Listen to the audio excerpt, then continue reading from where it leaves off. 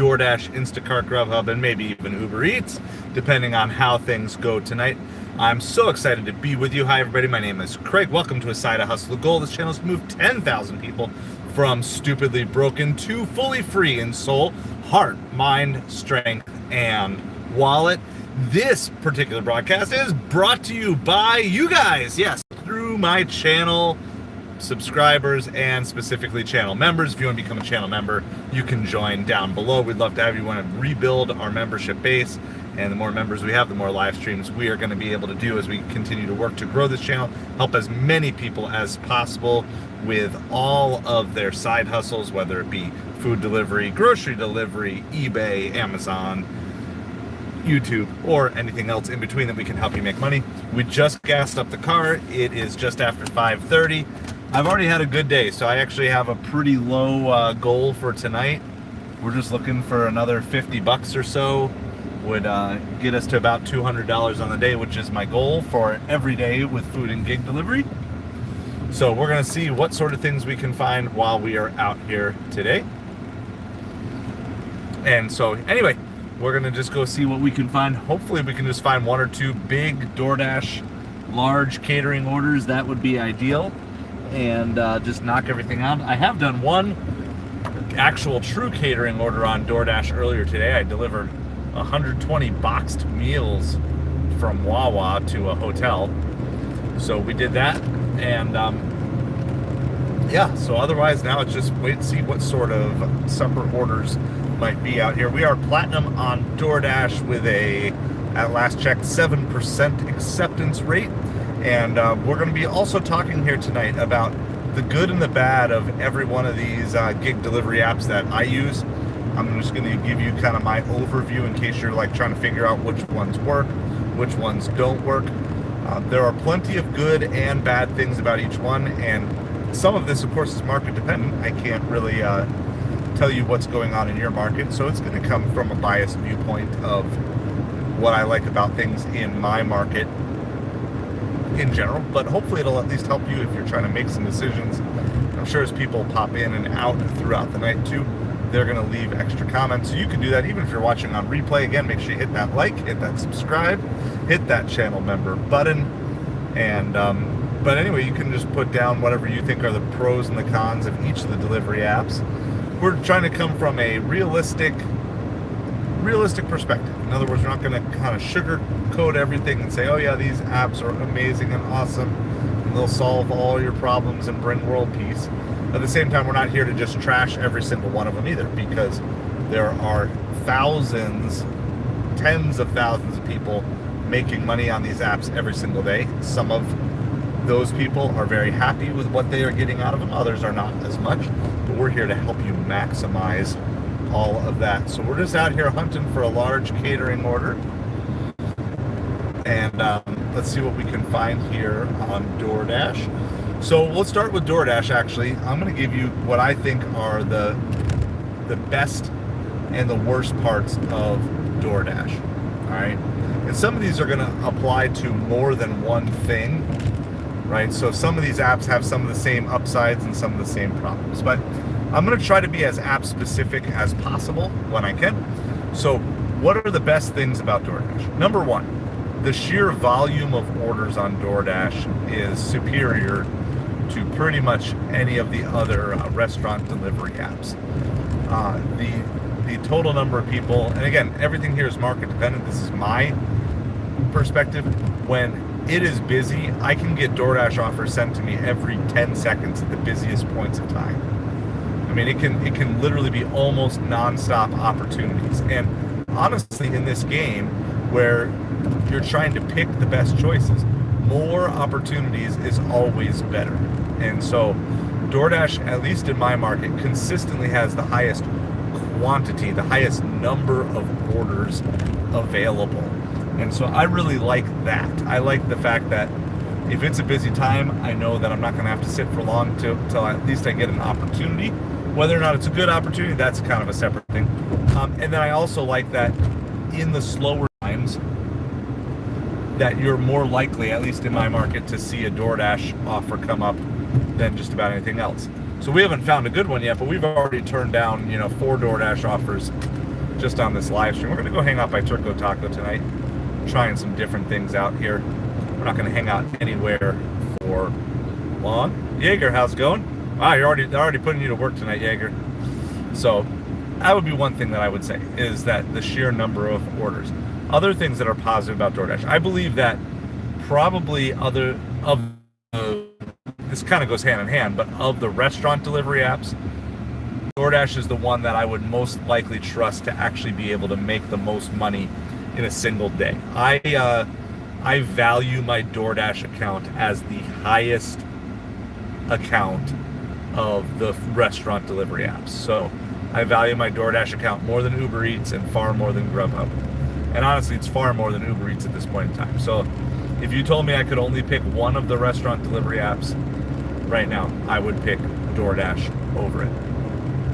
Just because I think if I knew that was the only way I could make money, I still feel confident that even though I'd have to compromise in some orders, that I think I can make enough money on just DoorDash alone. There is no way that I could have a sustainable income on either Grubhub or UberEats as it is right now. So even as we speak, I have turned down about now 8 to 10 DoorDash orders since we started this stream. I don't even have UberEats on right now because I'm doing something different with that. Haven't seen a Grubhub and haven't had an Instacart come up. So I mean, it's just the sheer volume of orders through DoorDash is just really good. And there's plenty of orders that I think I could have taken of these, but there's none that I'm super excited about. Am I working out? No. Right now, don't have time for that. Jaeger, how's it going? You already had a timeout, Super Funk Master.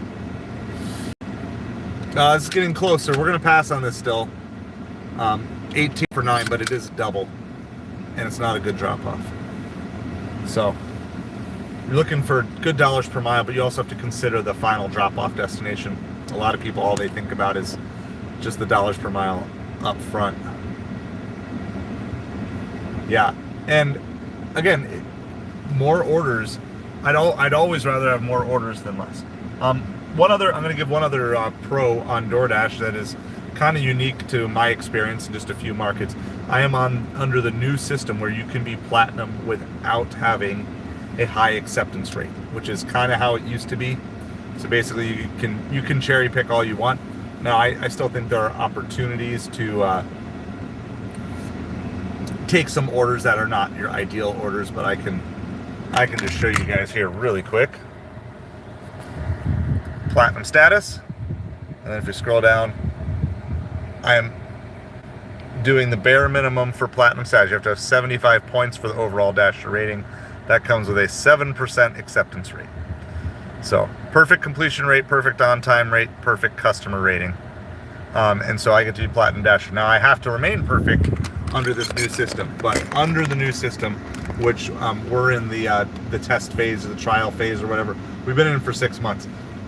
There's still some kinks that they're working out of their on-time metric, which is what kept me from being platinum for the longest time. And yeah, I would also say, not that I would prefer to deal with customer service with any of these apps. I think DoorDash's customer service is probably in the top half of customer service. So DoorDash will remove, for Platinum Dashers, I don't know if it's true beyond that, but they will remove up to 2 negative ratings a week if you just call them and take care of it, which that's a very big pro.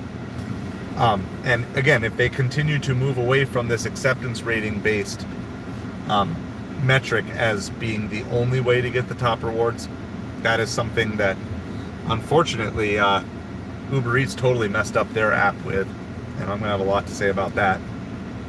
So good question, Bree. Do I communicate with customers on most orders? If not, what percentage do you? Depends on the platform. On Instacart, I always send a greeting. I don't want to say always. 90% of the time, I send a greeting. The only time I don't send a greeting on Instacart, if it's like 1 or 2 quick items and I really want to be done shopping before they even notice that I started shopping. So if it's like a 2 items, $6 thing, I'm probably not interacting with them, because on that order, I'm not trying to get a bigger tip. I'm just trying to get the order done as fast as possible. But if it's like a normal shop, so I did a shop earlier today. It was a $330 shop. It turned out to be like an $80 order. This is from Fresh Market. I tried communicating a couple of times throughout, and the customer didn't do it. But so I would say about 90% of the time on Instacart. For the rest of the apps, I would say I don't ever communicate unless there's a problem. I've tried doing it other ways.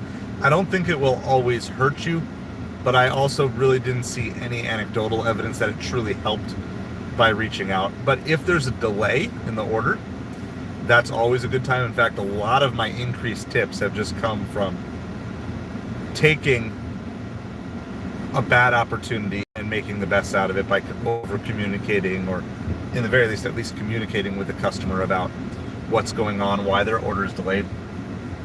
Because customers are always a little nervous that you're going to steal their food, or whatever, something's going to happen and you're not going to get the order to them for some reason. So if there's a delay and it's outside of that delivery window, do that. Yeah, on midnight, I've even when it says not to on Instacart, I'll still send the opening greeting. I don't know, maybe I shouldn't, but I find that if I do that, about half the time you get no response and half the time you still get a thank you.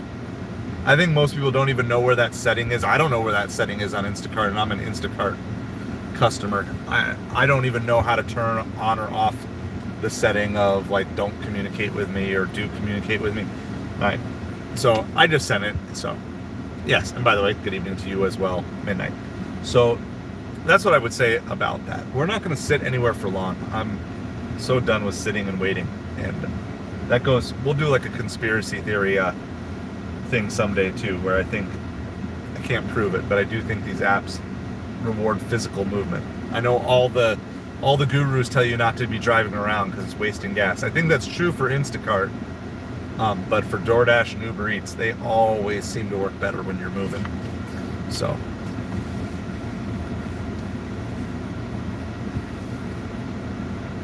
yeah, I don't know. I don't even know what the default is or whatever, but I've never run into any issues with it as far as I know. And I know Instacart does track whether or not you try to communicate.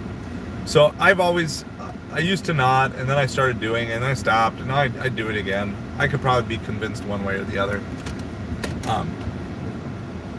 So it is what it is. We're going to just move back north so that we're by Turco Taco. Trying not to stay anywhere for long. I'm trying to find the bubble. By the way, the large catering orders on DoorDash is another big plus for the DoorDash platform.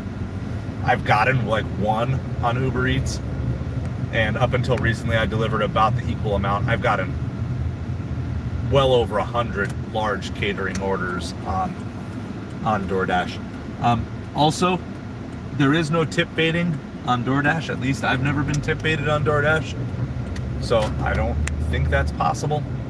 There's really a lot of good. The core bones of DoorDash has the bones of, I think, the best restaurant delivery app. It's far from perfect, but the bones of it, the way it's structured, is actually it's a lot more driver friendly than Instacart, than UberEats, than Grubhub. I would say it's the most, the construction of it, I don't know how to explain it. Like the way it's designed, the way they execute it, not always driver friendly, but the design of the app is just super driver friendly. No tip baiting. All right, what are the cons? Well, some of these, like I said, are going to go across the board to different apps as well. But the lack of full offer transparency is a big negative with DoorDash. Both when they do the plus, like, yes, we're hunting for plus orders because that's the way the game is played, but I would 100% rather have full transparency of both the base pay and the tip when I accept an order. I've noticed here in the last couple weeks, I had an order yesterday. It was a large catering order, but it wasn't a catering order, it was just a large order, and it was like $33 or something. The base pay on it was like $15, way more than even just the 8 for catering or different things like that. And the customer still tipped like 18, which is a really good tip. I'm not complaining, but as a driver, I want more information, not less. Now, DoorDash is by far not the only one doing this, and Katie has also even documented times where it doesn't show the plus and you still get a hidden tip, and that's frustrating. And I think it's frustrating for customers too. If I'm a customer who's a big tipper and you're not showing my tip, and good drivers are passing over my order because they think I'm not tipping, I'd be upset. So I understand that this is kind of a mind game for DoorDash, but I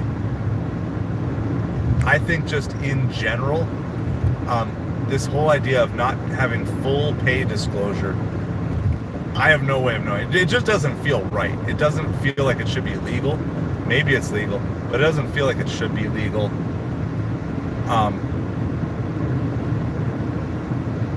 Anyway, I don't really like that. 2, they're on time.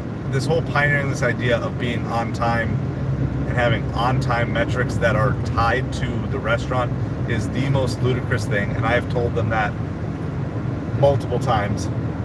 Their customer service reps are probably sick of hearing me talk to them about it. The idea that a driver should be judged whatsoever on how long they have to wait for their food is the stupidest, most idiotic thing that any delivery company could have ever come up with. I have no idea where this idea came from. And, even having a metric that says, well, we'll exclude these ratings. No, they should not exist. This idea of there being an on-time rating, unless you're going to go all out, which maybe they will at some point, and actually put cameras on drivers and cameras in cars, but you're just going full crazy at that point. You don't know what my driving and traffic conditions are. You don't know if the restaurant, I don't care if the restaurant is on time 95% of the time. If they're not on time for me, I don't want that to impact me. And you guys know me, I always pride myself on customer service, and I think especially when you know it's a good order with a good tipper, you want to provide above and beyond customer service. And yet the very fact that if you don't hit the right buttons, or you run out of certain orders that will be not counting against you or whatever, that you could wait for a customer when the restaurant is slow and provide good customer service, maybe even to the point of the customer increasing their tip, and you can still get docked on your account, is insane to me. The other thing that I would say about DoorDash, it's a big negative, is they don't value customer satisfaction, and I can prove it. At least not as much as they should. Under the new metrics that I just showed you, where I'm a Platinum Dasher, of all the metrics, you would think a satisfied customer, right? Customer satisfaction is number 1. No, it is the 4th most important metric in terms of how many points that you can earn as a DoorDash driver. They value speed of driver delivery over customer satisfaction, which is crazy to me. Like I said before, you can call DoorDash and they will remove a negative customer review for you. But if you have a late delivery, you can call DoorDash and they can't do anything about it. They literally would prefer you to have a fake 100% customer satisfaction than a real 100% on-time rating that was not impacted by being delayed at restaurants or being stuck in traffic. I have zero idea why that would be the primary metric or a primary metric over customer satisfaction. So that's kind of like a personal rant that maybe you guys don't, maybe that doesn't mean anything to you, but to me, this whole idea of I'm here to serve the customer, and I've learned these apps don't primarily care about customer service. They primarily care about speed of delivery. And I've had to change my ways a little bit, not in that sense I don't care about customer service, but ultimately, if your boss is giving you metrics that you have to hit, those metrics mean more than the customer service. And so for me, I've always, and this is true with Instacart as well, I've always kind of prided myself on, hey, maybe I'm a little bit slower, but I'm going to give a better customer experience. Well, even Instacart has recently come out and said if there's two Instacart shoppers equally qualified, the one who has the lower shop time per item is going to get preference. So that means you got to play that game of pre-shopping and doing all those things, and I'm playing the game because that's what they want to do. Now you can't always pre-shop everything, but right. And so Midnight, that's exactly it. Their metrics tell them that for their profitability, customer satisfaction is not the number one. But it's interesting to you because you would think in a lot of service industry businesses, if a customer has a poor experience, they're not going to come back. And apparently DoorDash has figured out that, at least for their customers, that doesn't necessarily mean someone won't come back the next time. People are hooked. And once they have them hooked, then it's more about getting them their food as fast as possible so they can get on to the next delivery. And it's a reality that I don't personally like, but if my boss, right, and I don't care what you think, when you're working on these apps are your boss. Even if it's only for that little period of time that you're actually making the delivery, but these apps are your boss. So if my boss says, I care more about speed of delivery than I do quality of delivery and customer satisfaction, then I'm going to just listen and do what my boss says.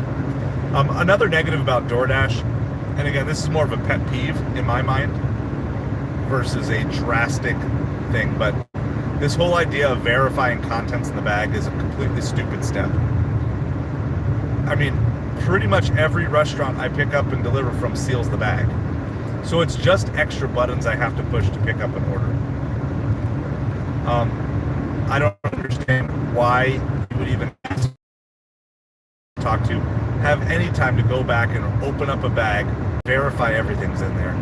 It is a pointless step. It's an unnecessary step.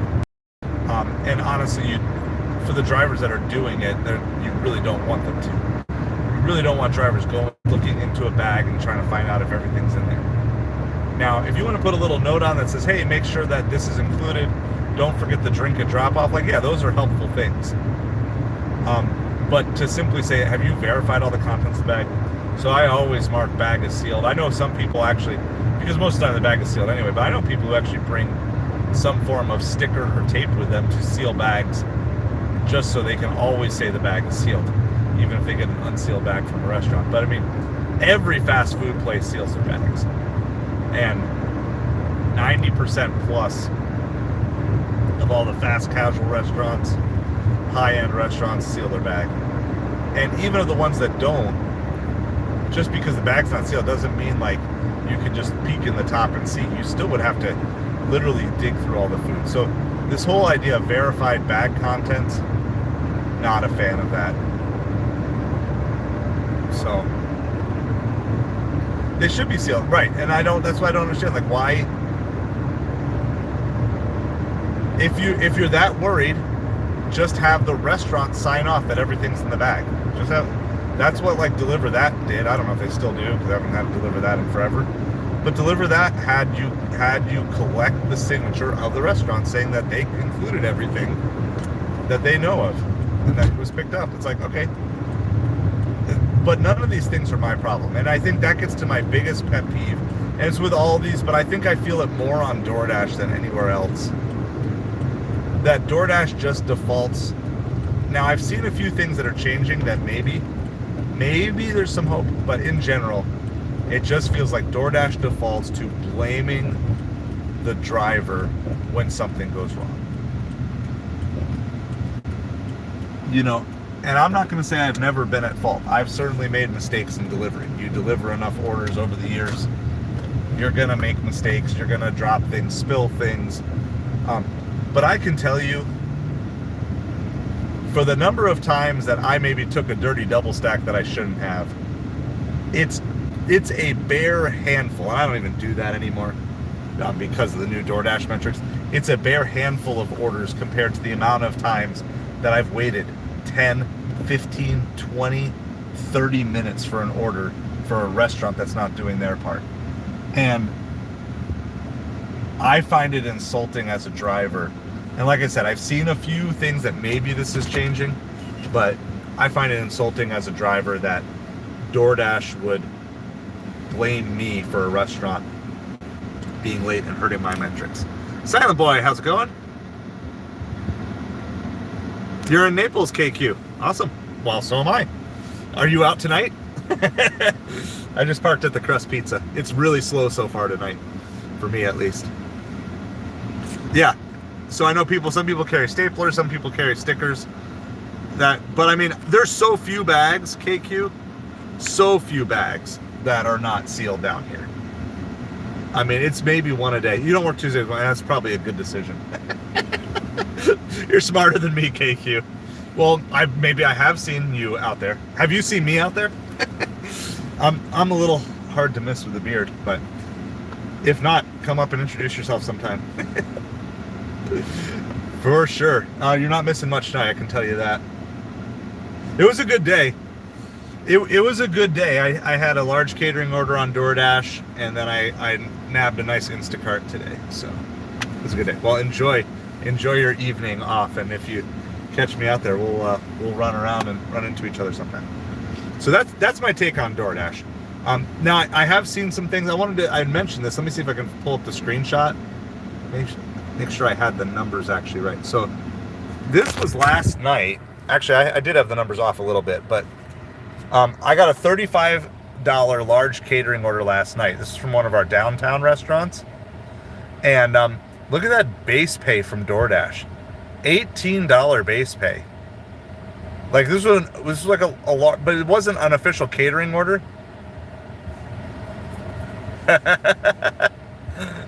I was at Mr. Tequila, I want to say like 4 or 5 days ago was my last order there. No, I will do that sometime, KQ. So this is where I'm saying things are always changing. So I screenshotted that because that was huge base pay. And even if you said, well, maybe it got into their system as an actual catering order, that's still only $8 base pay. So, and that's not the first time. I had another one. I don't know if I screenshotted the other one. I had another one last week. So we also got order delay pay. This is another thing. So this is what I'm saying. This came, I already mentioned this on another stream, but this was for a long wait. And I got this note, this order is taking a while. We'll add $5 extra pay. I actually saw someone on Facebook got an extra $10 for wait pay. And then it showed up there, order delay pay. So it took it from a $30 order to a $34 order.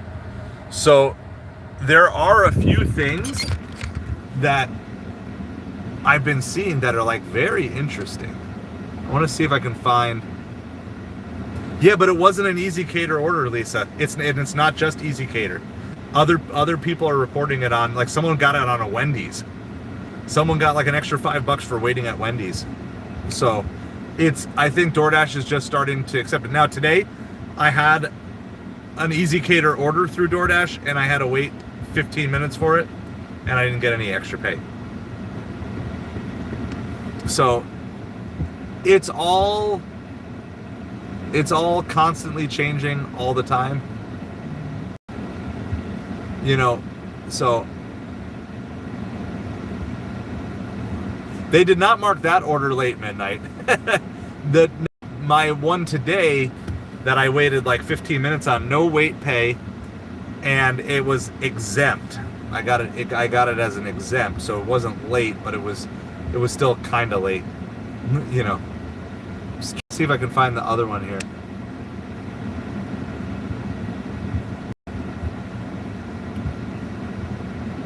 I don't know if I screenshotted that. So this is what has been coming up recently. Order still not ready. We've got your back. It looks like you've been waiting longer than expected at the store.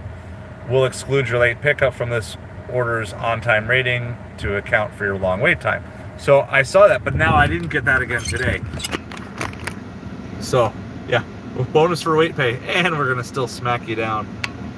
So DoorDash is kind of bringing out this next wave of stuff, and I'm gonna guess that this pilot program that we're on in Naples, which is again this points-based system.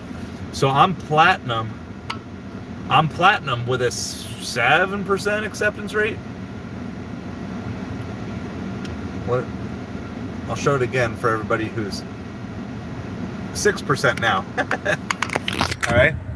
So there's my overall score. I'm 75. Perfect completion, perfect on time, perfect customer rating. So that gets me 75 points, which is the minimum that you need. And there it is. So I'm platinum status. Here's the acceptance rate. You can see 6%, all in real time. Like this is what they're rolling out here eventually. So it's coming to everybody eventually, and it feels like they're getting ready to roll this out, because that whole on-time rating, it took me 6 months to get it fixed, because they screwed that rollout so bad of this whole on-time rating. So I literally lost Platinum Dasher for 6 months because, I mean, everything was. But yeah, so if you have that, Lisa, that's Platinum Dasher under the new system. So under the new, whenever they roll it out, and my guess would be like, well, if they were smart, they'd do it in January. They'll probably roll it out like November or like 2 weeks before Christmas, some sort of chaos like that.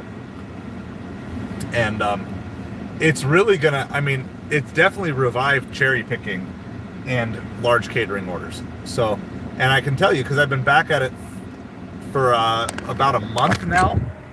So look at my look at the earnings boost.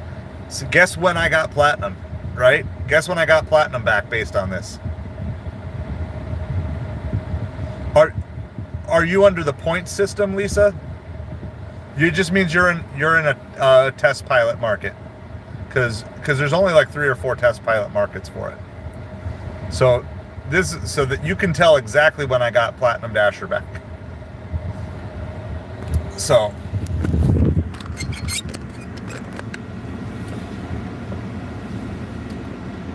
like, what determines? Yeah, but I mean, does that determine whether or not you're platinum? Are you 75 points equals platinum for you? Because everybody has the point system, but not everyone the point system, at least from what I understand. Okay, yeah, so they're rolling out. But it's coming out to everybody. They'll roll it out here soon. Okay, gotcha. So you're under the same system. It took forever to fix that on-time metric because it was so bad, and it's still really bad, but it's a lot less bad than what it was. My goodness, is it slow tonight? KQ has the right idea for staying home. I'm just looking for 50 more bucks. I just want to get my 200 for the day. At this point, well, we'll go hang out at Namba Ramen, and maybe I'll keep my primary eyes on Instacart. That's where most of my money came from today, anyway.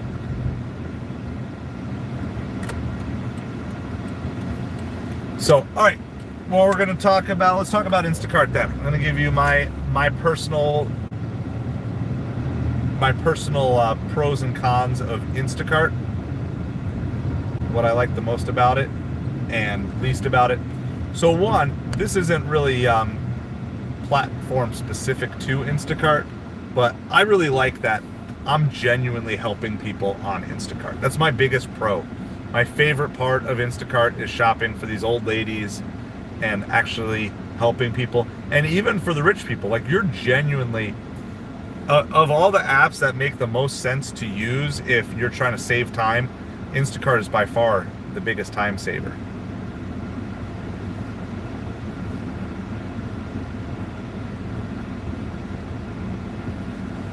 I might do the same thing that guy just did.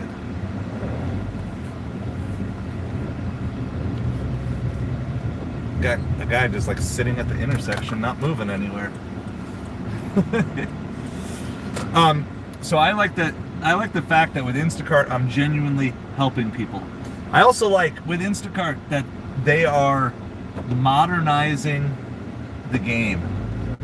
They are adding these green blinky lights. They've had it at Aldi, now they have it at Fresh Market, where you can just simply click a little button on your phone and it will tell you in the store exactly where that item is. I love the idea that they're actually infusing new technology into the shopping app. Now, of course, it's all set up to replace all the drivers eventually anyway with robots. I get that, but in the meantime, it's really nice because, like, I've been on DoorDash for almost 3 years, and I don't think DoorDash has innovated a thing in 3 years. Not a true. Well, they've innovated taking pictures and shopping That's something that I think Instacart could do. But Uber Eats, I can say for sure, Uber Eats has not innovated a single thing in 3 years. They are the same exact app except worse. All they do is copy whatever DoorDash does about a year later. And usually they only copy the worst stuff of what DoorDash does, not the best. So I like that Instacart is innovating. I like that I'm genuinely getting to help people. I would say the negative is I do not like any of these apps that are just free for all, who's ever the fastest finger apps. Yeah, Uber hasn't changed in 7 years. Yeah, I mean, DoorDash has made some innovation. I'll be fair to them, but yeah, Uber is absolutely nothing. Sounds good, man. I should probably actually turn on Shipped again too. But I just don't like, everybody knows that people are using bots on Instacart. Instacart says not to use them, but ultimately they don't care. If I were Instacart, here's how I would fix it. I would send out Instacart representatives into the field with some sort of device that would be able to instantly deactivate someone, and I would just go up to an Instacart shopper and I would show an identification and send a note onto that person's app and just say, please show me your contact, show me your picture, your contact, doing all that.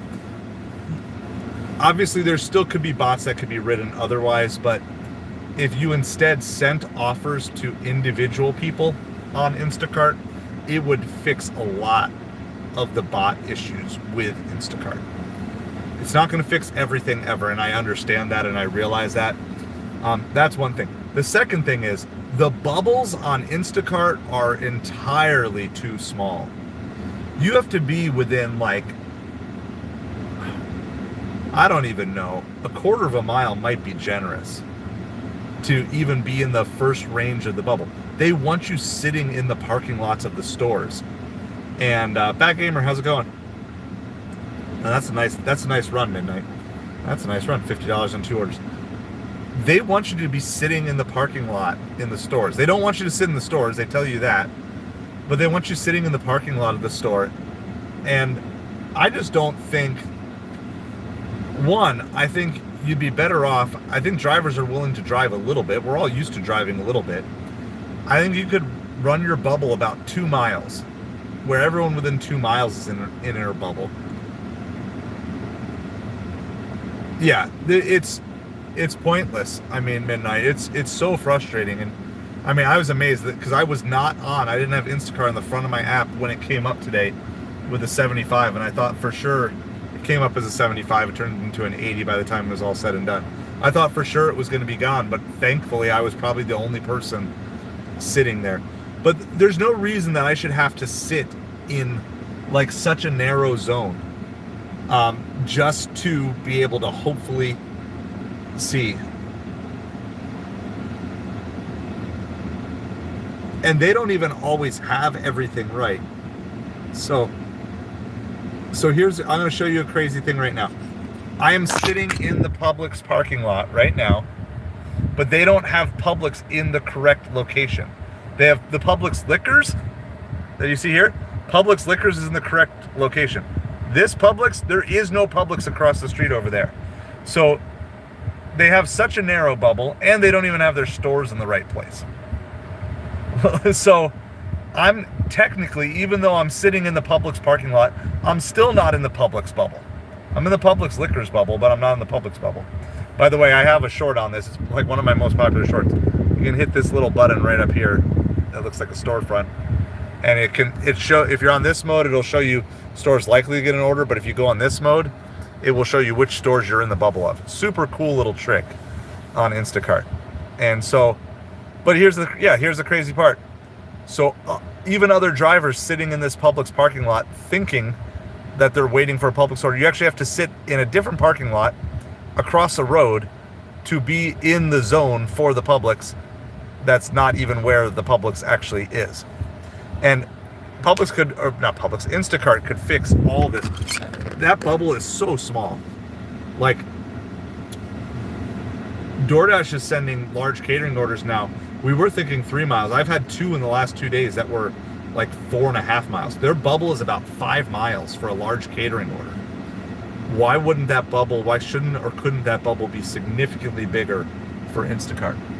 Because now you have people who are forced, and what they do is, even though they tell you not to, you got a lot of Instacart drivers who just sit inside the stores. They clog up the tables.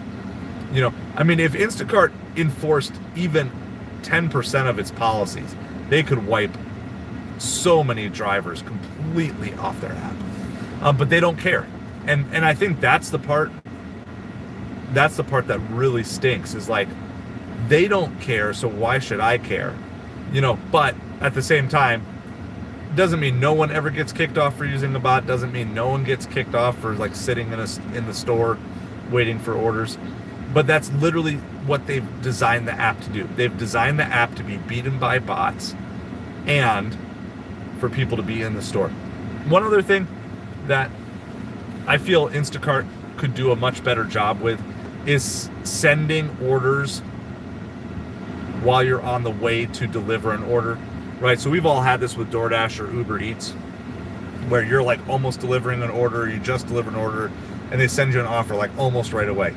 With Instacart, it almost should be like, hey, you just delivered from this store, we'll give you another order from this same store. We're gonna put you at the top of the queue because you just took an order, or something along those lines. And because the amount of times you have to drive all the way back till you can even get in that range, again, because their bubbles are so small, it's so much wasted time, where at least I could be driving to a next order. Now, sometimes, like the other day, I had Instacart stacked on another order right before I started shopping. So I took a single and it was a double. I suspect in those cases, it's when a customer that you have that's left you good feedback, their order comes up at the same time. I can't prove that, but I know at least in this particular case, it was a repeat customer for me. So I suspect it was a customer that liked you as a shopper previously. You're already shopping at the store, so they're giving you a free add-on. Yeah, I agree with you, Jaeger. Like, bots and this whole fastest finger thing, and the fastest finger applies to all the catering apps that I've tried as well. It's like making you a slave to the app. And it's really not what independent contracting work is all about, in my mind. It shouldn't just be the first person who happens to see it, that happens to be on the app and clicks through. And if you have a signal blip, if your Wi-Fi or your phone internet goes out for a quarter of a second, you just lost out on $60. It's too much of playing with people's emotions and stuff like that.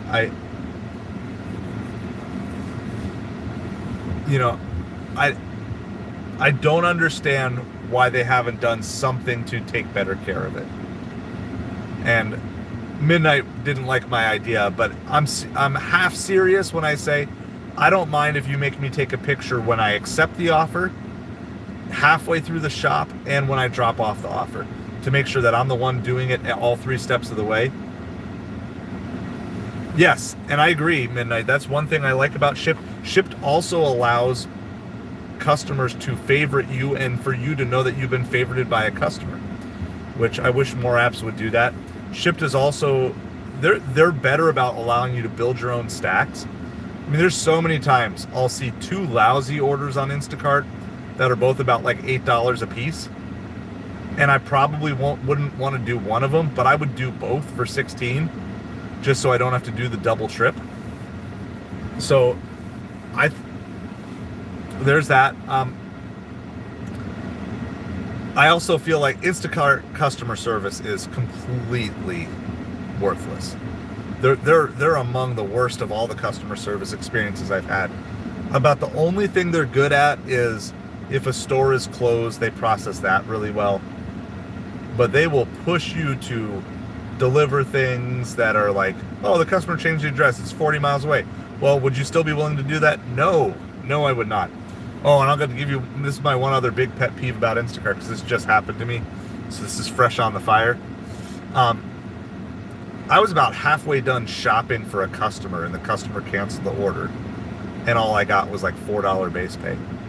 That is ridiculous. Once the once the shopper starts shopping, there should be no cancellations allowed.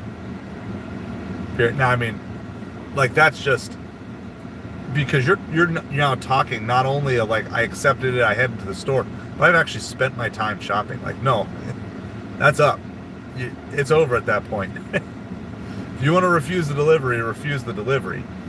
But to make it that you can just take away an order after someone's already started shopping, and then you're supposed to put stuff back, or you got to find someone from the store that'll ask them to put everything back for you. Like, what a horrible way to like ruin relationships that you're trying to build with these stores and these employees and stuff like that. So Instacart, so I was saying the bones of what DoorDash is all about, like, there's a lot of good there. They just kind of mess up the execution. Instacart could easily be my favorite app, but it's not. And it's a combination of a lot of things, but a lot of it has to do with the whole fastest finger / bot problem that they have, and that they obviously don't care to fix, because it's been around ever since I've been on Instacart, this issue. So much so that it's like, yeah, good luck. And this one's partly on me, but there's no audio notifications for orders on Instacart if you're on the app on Apple. But they have it for Android. But I still do it on Apple because my Android is like about a second slower than my Apple. So, but the only time it'll ding you is if you're not on the app, and if it's a good order while you're not on the app, forget even about getting it or seeing it. So that's just kind of my take on that. We're gonna move again. This is so slow here tonight. Tuesdays and Wednesdays. The KQ way. I really should be out thrifting right now. Buying stuff at the eBay store. We're moving again. I put Instacart on front and center and nothing good came up. I'm gonna put I'll put DoorDash on front and center.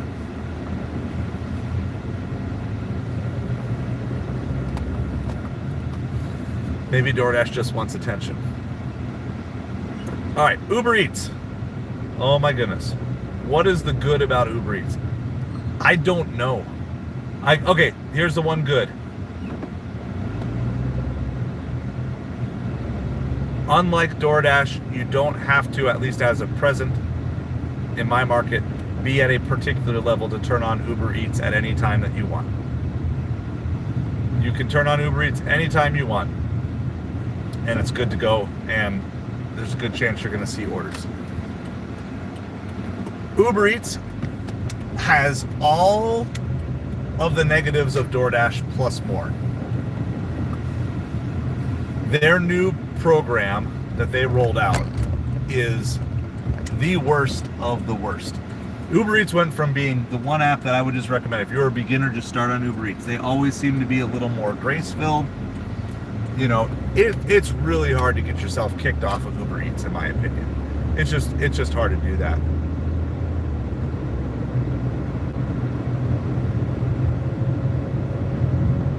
But their new green, gold, diamond, whatever their levels are absolute trash.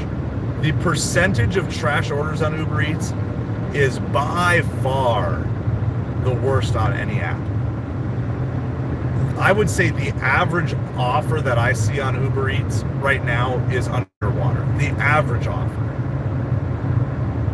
And we're working, some of you guys know, we're working to slowly build up our Uber Eats to try to get to gold by taking like one Uber Eats order a day. I mean, I'm going to tell you the average Uber Eats order is $4 for 6 miles.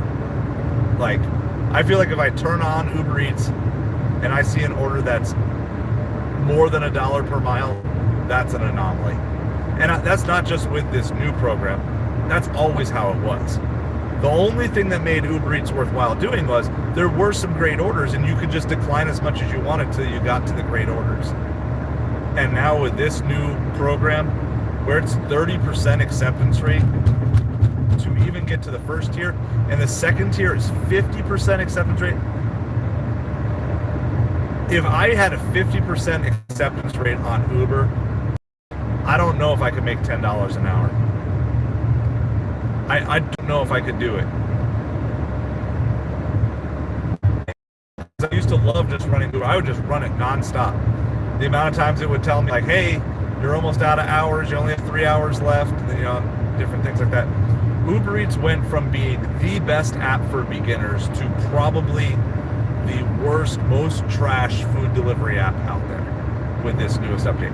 I've not seen, they have had a Cracker Barrel-like fall in my eyes from being the perfect app for a beginner to start on to being the absolute worst trash app, worse than Grubhub. Now, granted, if I could work myself up to green or gold and get back to good orders, then maybe I could maintain a 50% acceptance rate with green and gold orders. Maybe. But to get there, it would be worse than any DoorDash rating climb I ever had to do. You know, I mean, there are some poor tippers on DoorDash, but the vast majority of DoorDash orders have tips. I would say a third of the Uber Eats orders have no tips at all. It is the worst, in my opinion, the worst current as set up food delivery app. And it was all with one single change. Oh, did they fire her? Good, they should have. It was interesting. Matt Walsh did a breakdown of the leadership, and he was like,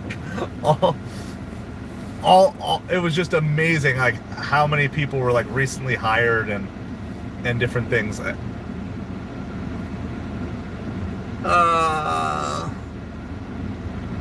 Wow, it's been really slow. I wouldn't normally take this. I would not normally take this, but we're gonna take it because I've literally made no money tonight. So it's 19 for 11. The drop-off's good. It's back north. So we got to head all the way to the south end of town and then back to the north end of town. But at least we're gonna do something. That's funny though.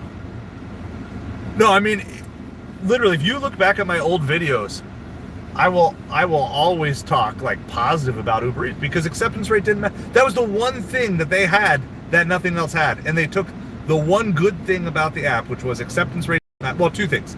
It was acceptance rate doesn't matter, and you can turn on the app whenever you want. That's all I want. Can I just tell you? I don't care about any of these stupid programs. All I want to do is be able to turn the apps on whenever I want and take whatever orders I want. That's it. Nothing more. I don't want any programs. I don't want metrics. That's why you can run metrics on me because you're going to find out that I do really well. I don't waste time. But all I want to do is turn on the app and just worry about whether each individual offer is good for me or bad for me. That's it. No, they were not upgrades, Lisa. This is the problem. I can tell you the problem with Cracker Barrel because I used to go to Cracker Barrel on the regular. The biggest problem was they got away from some of their original recipes and they shrunk their portions. 10 years ago, every time you went to Cracker Barrel, you would always come home with leftovers. Within the last 5 years, I never left Cracker Barrel full. I always had to stop because it got too expensive. They didn't put enough food on the plates.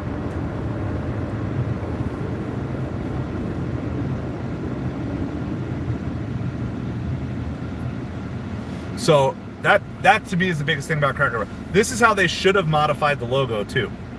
All they should have done, if they wanted to say it's for the next generation, what they should have done is they should have added like a young kid, like a young boy or something like that. Like, well, I forget the name, Uncle, whoever the uncle is, Uncle Howard or Hibbard or something like that.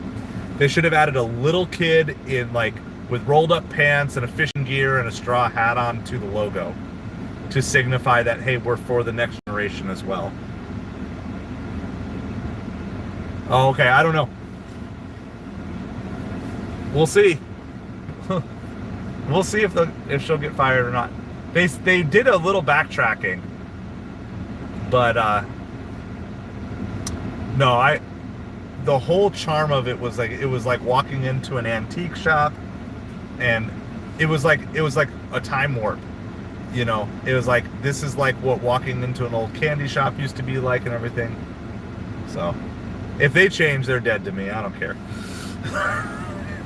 I got loyalties, but my loyalty only goes so far. If you're not loyal to me, then I'm not loyal to you, Cracker Barrel. Anyway, we're doing this 19 for 11, which I know some of you guys would like hop all over this, but honestly, that's a lot of miles. But at least it's a good drop off. So we're going to do that. No, but I mean, Uber Eats went from being my #1 app to being just the, pardon the pun, bottom of the barrel. I can't believe how they could have taken something that was so good, because there were so many drivers that were still already taking every order and everything else. Oh, we just got a note that the order is ready, so that's good. Hopefully we don't have to wait for it. By the way, we were about 4 miles from the restaurant when we got that large catering order. So it's really sad, because like that was my first delivery app. Uber Eats was the first one I signed up on. I could regularly, there were good offers on there. Anytime you got like $10 for 2 miles, you knew there was a good chance that there was something big coming. But they're even worse on their tip transparency, because they don't even put a plus on it. I mean, everything bad about DoorDash is on Uber Eats, and then Uber Eats is worse than that. So, in my opinion. No, they could win me back. Just drop the whole acceptance rate thing. I think it's fair, like, to put in the completion rate. Like, my completion rate's still not where it should be for Uber as well. That's a fair thing. Like, once you accept the offer, you're committed. That's fair. But this whole acceptance rate is basically saying, we know our orders suck, so we're going to force you to take them anyway. That's what acceptance rate is. And even DoorDash backed off. So maybe Uber Eats will follow suit. Maybe. But I'm sure there's plenty of drivers who are just taking everything on Uber Eats, and then they just get the gold orders mixed in with everything else. Yeah, I don't know, Jaeger. I mean, it's an unusable app. It is, like, to build your acceptance rate up, you literally have to tank your earnings and then hope it's better on the other side. Maybe it is. Maybe it is better on the other side, but I would imagine everybody's either gonna get to the level they want and stay there, or they're just gonna quit. And maybe that's what they wanted. Maybe they had too many drivers. I have no idea what they're thinking. But it just, and believe me, there have been times on here where I have trashed DoorDash just as much. But the one thing I'll give DoorDash is they actually listen to the drivers when we said this on-time rating is bad. Now, I still think there's improvements there, but they actually listen to us. Uber Eats is like, who wanted an acceptance rate thing? Like, if you want to have tiers, that's fine, have tiers, but make it be something that's just not like 50%. Like, what percent? I was running like 8 to 12% acceptance rate on Uber Eats when I had access to the best offers. When everybody was equally getting the good offers, I had an 8% acceptance rate. So when now and then they just slotted everybody into tiers. Like, you should have at least started everybody at gold and then let people work from there. Because maybe I would have tried to hold it if I started at gold. I don't know. But anyway, enough on Uber Eats. I've talked about them. Yeah, that's probably it. They probably just have way too many drivers, and they just figured, look, here's the way to do it. We're still going to get everything delivered.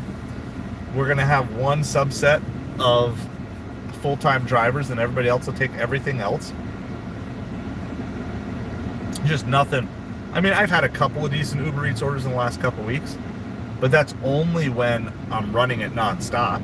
And if you do that, then you're never going to get your acceptance rate anywhere close to 30%. I think I was at 1%. I mean, I'm DoorDash Platinum right now, and I'm running 7% acceptance rate, 6% acceptance rate. I'm DoorDash Platinum with all the benefits. With, like, now I could be less picky if I had to be, but there's a difference between less picky and taking no-tip orders consistently. Anyway. All right, Grubhub. What do I like about Grubhub? Well, it's not as bad as Uber Eats. That's part one. I like, actually, even though I haven't seen one for a while, and I didn't think I was going to like it, but I actually like the order and pay orders. They're kind of fun because the people who order them tend to tip better. So for those of you not familiar with that, an order and pay order, you receive the order in your app, and you would call the restaurant order because the restaurant was not officially partnered with Grubhub. And so you would order over the phone, I'd like this, and this for Craig. And then when you get there, you would use your little purple card and pay for the order and then pick it up and deliver it. And I really like those orders.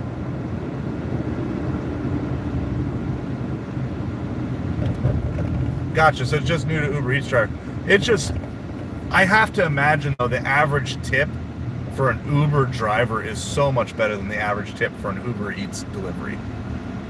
People tip more for their own safety than they do for the safety of their food. I just like them. And again, acceptance rate doesn't, I mean, it does matter in some ways maybe. I've never gotten or even attempted to get to the top tiers. But it has a lot of the stuff I miss about Uber Eats, like you can turn it on whenever you want. You never know when a big order is going to come through. But anyway, I just like the order and pay because it's like, okay, if you don't like it, no. I don't even look at my metrics on Grubhub, which I really enjoy that. The big negative is having to schedule everything if you're not like at one of their top levels. It's basically a free for all when the scheduling block opens for Grubhub, and I'm working on a way to hack it and get a little bit better. I haven't perfected my method yet, so I'm not going to share it yet, but it was a little bit better this week.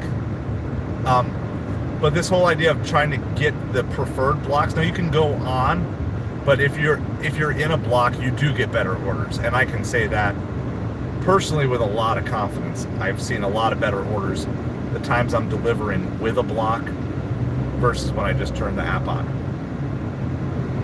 There is no volume of orders, but again, that's the sad part is, even with a lack of volume of orders on Grubhub, I'm still making more now on Grubhub a week than I am on Uber Eats. Like I took one Grubhub order today, it was like $10 for 4 miles. I'm like, that's fine. I would do that all day. And I can decline the rest of the time. You know, like tonight, we haven't seen a single Grubhub order come through. All right, that's fine. It's like, I'll get over it. It's not going to hurt my feelings.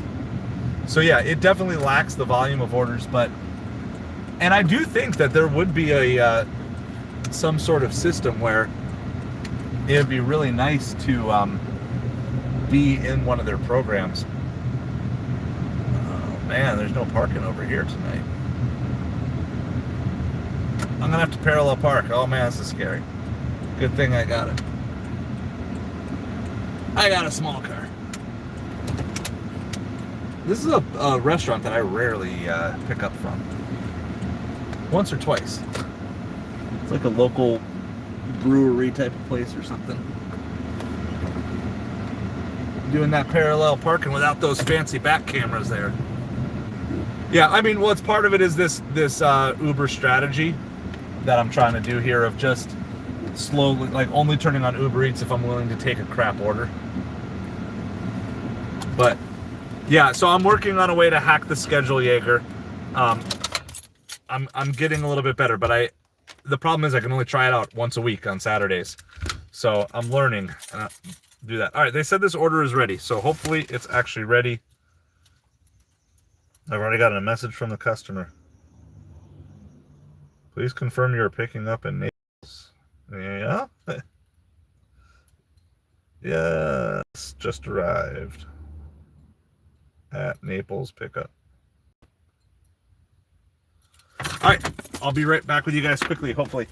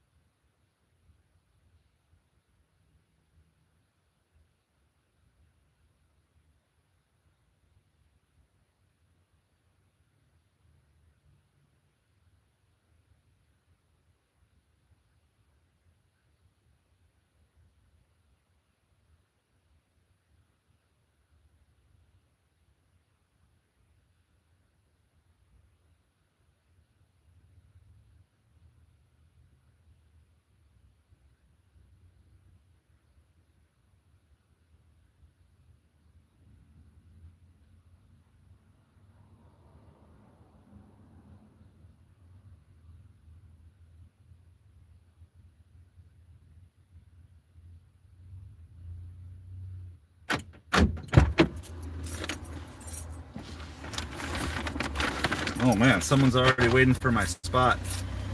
Oh, did I get an eBay order? Did it cha-ching?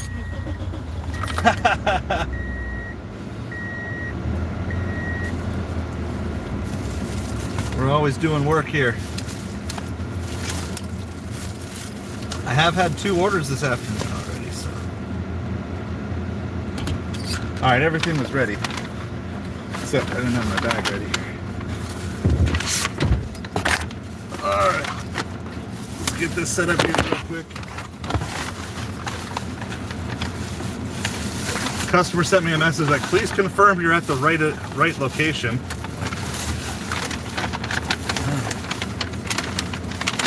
Gonna be one of those deliveries, huh? We made it midnight. Hey. Yeah, no faith in my car. No faith in the restaurant. I don't know which one. No faith in something. All right, let's get some directions going here. Don't want a late delivery. Making DoorDash happy.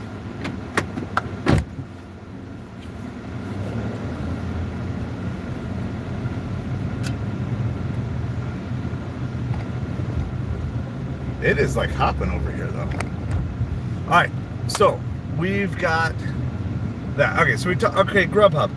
So the scheduling block is a big negative, but the freedom, honestly, like what I like about Grubhub is I have zero expectation for it. So anytime I take a Grubhub order, I'm just kind of happy because it's like, hey, you know what? If I didn't have this order, I would not have an order right now. So I'm gonna take it. And you know, talk about like apps I just don't pay any attention to metrics on. That's Grubhub. You know, I have no problem just like letting a Grubhub order time out if I get a better order on another thing. So there's a lot. You can still double stack with like Grubhub and UberEats, at least for now. I mean, you can still technically do some double stacking when it comes to DoorDash, but you got to do it in a very particular way. It's very tough, and I just don't care enough to add the mental stress of that to my life. So I don't do that. $7, 26 items, 29 miles from Costco. I saw one order yesterday. I think it was Publix. Is 54 items, and it debuted at $4. No tip. $4 base pay for 54 items from Publix. After 2 hours, it was still hanging around at $12. It disappeared at some point while I was doing some other stuff.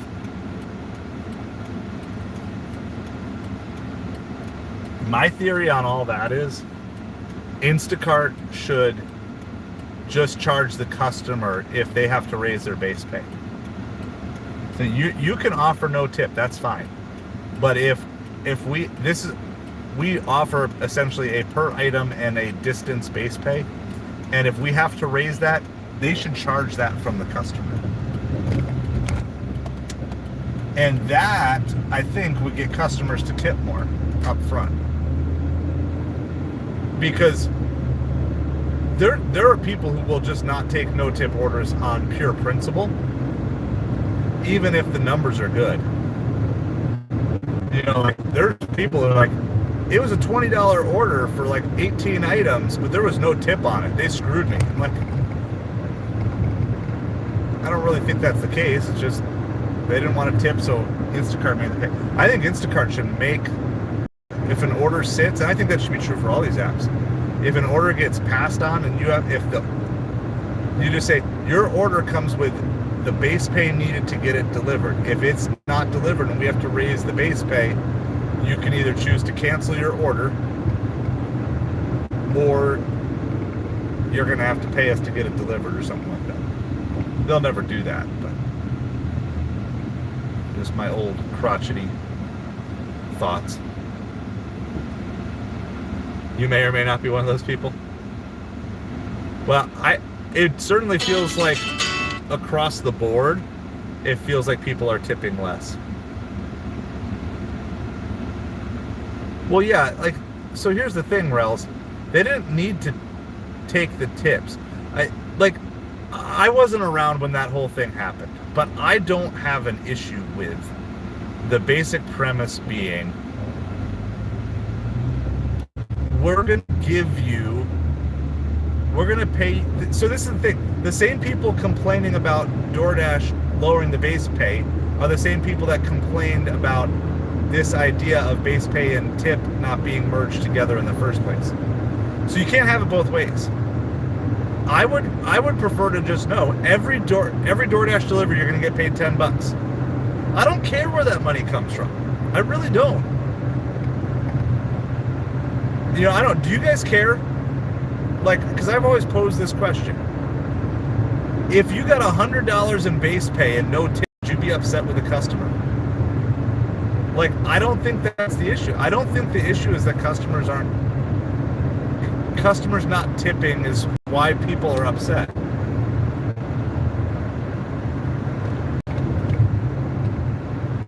By the way, Grubhub changed their alert signal, at least on my phone. It still catches me.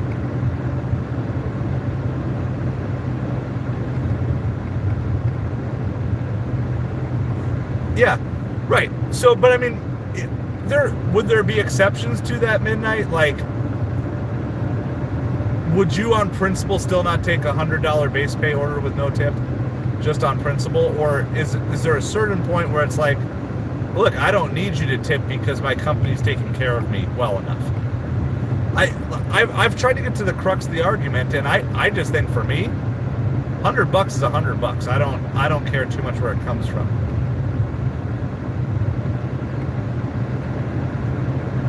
But I don't know. I know everybody's got a different take on that, and I'm sure your background and your experience,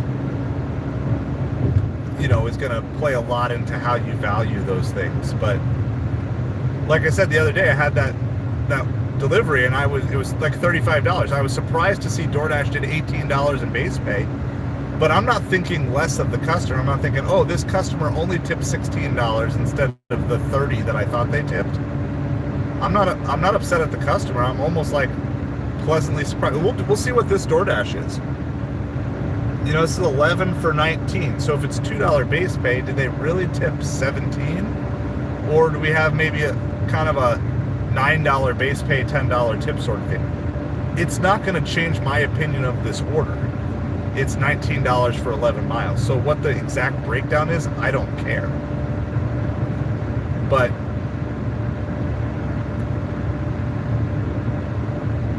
you know, and obviously DoorDash got in trouble, so something they were doing was sketchy and illegal. But from a broad sense of the word, even if you say $7, like a DoorDash, I don't care if it's $5 from DoorDash and $2 tip from the customer, or $2 from DoorDash and $5 tip from the customer. Neither feels like a better offer to me. I mean, if you put me in a corner, I guess I'd prefer to deliver to the higher tipper solely on that type of person is maybe slightly more likely to increase their tip. Right? So as a business decision, higher tipper, like you're never going to get increased base pay, but maybe you could get an increased tip. So a higher tipper maybe leads to an increased. Well, yeah, that's true. I'm just saying, like, I'm just your normal whatever. I'm trying to be like very extreme. Like it's just delivering a pizza from Papa John's. And it's just like going whatever, 5 miles. Pizza 5 miles, $100 for 5 miles, no tip. I mean, I'm going to guess that 99% of gig workers are taking that. Because at that point, $100 is $100. And, I mean, I've had a few of those over the years where, like, I had one time where, like, the base pay was like 33 and the tip was 2. And it was just because, I think it was actually on one of my ride-along videos I did it. And it was because the store was closing soon, so they were just trying to push the order out. And so I was like, okay, I'll take it. But I didn't know until the end that the tip was small. So,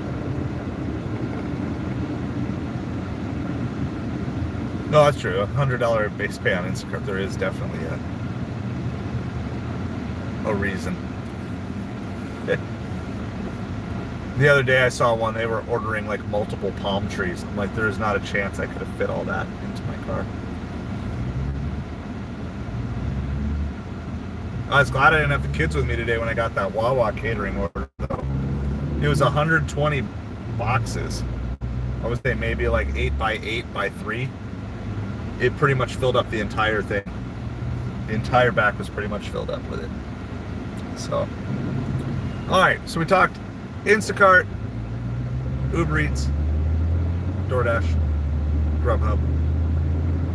The catering apps are similar. My gripes there are similar. Any app that is based off of fastest finger, having the app open and running on the front of the screen, I'm just not a fan of that. Now, I would be a fan of that if we went to a bidding mechanism. So this is in that area of things that I would love to see that will probably never come to pass. But if you wanted to pioneer a new delivery company, you just do a bidding mechanism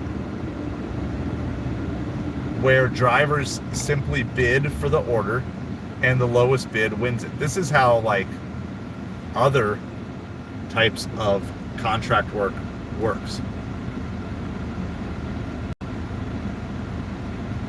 Yeah, that's true with Midnight with Shipt. We could dive into Shipt a little bit. It's just been, I don't know if I've done much Shipt at all since about New Year's Day.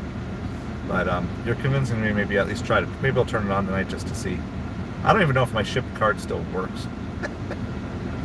Guess we'd find out if we got an order.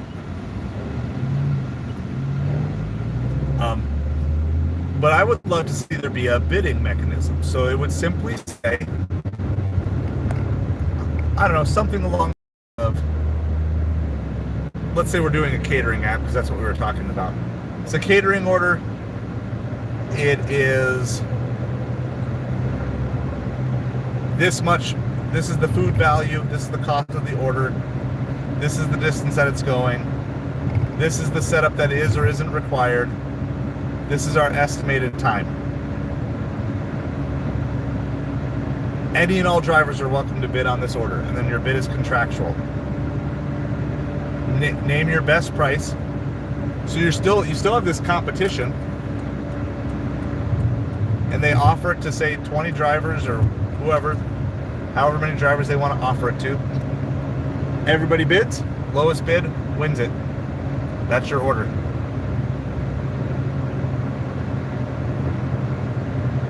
And I mean, if you wanted to, you could do multiple rounds. If you really wanted to get maximum low bids, you could push it even to that. I think it's a little slow. Doing a bidding mechanism is a little slow for DoorDash, UberEats, Grubhub, maybe even a little slow for Instacart. Though I think you could pull it off with like an Instacart or a shopping order. You allow people to bid. You're going to be shopping for this many items at this store. This is how far the delivery is. What's your best bid? Tips not included. You're just bidding on the base pay. And then you give everyone control. So no one's ever taking an order that they're not comfortable taking before the tip. If you get a tip, that's great. But nobody knows it ahead of time. Unless you happen to know where it's going when that customer happens to be good or something like that. But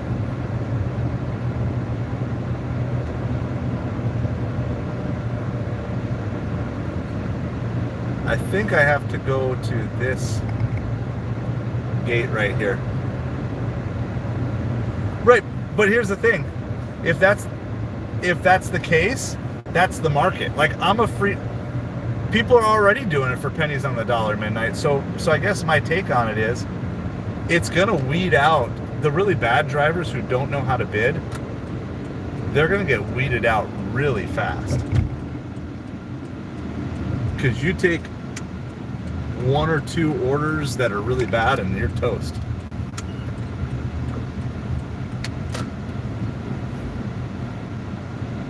All right, we are into this community.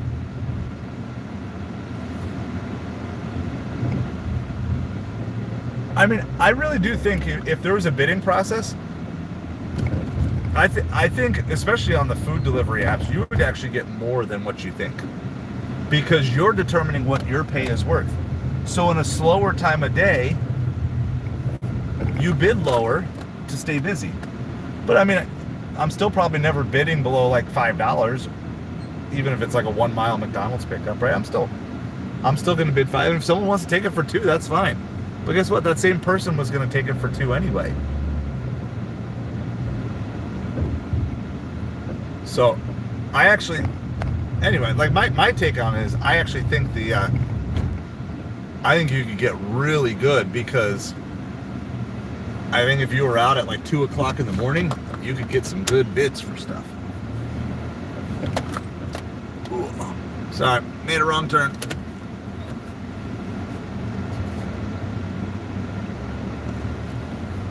Well, no, I mean, I honestly think it would work the other way around, because the really cheap drivers would go broke. They would, you know, as far as my understanding is, this is like a good chunk of how the trucking industry works.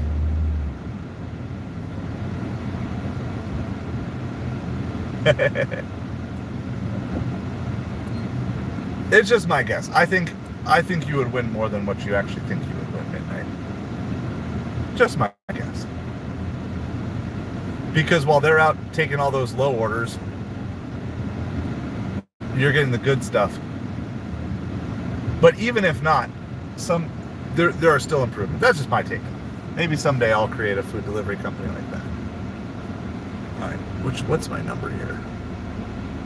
It is right here. I don't know what number. 202.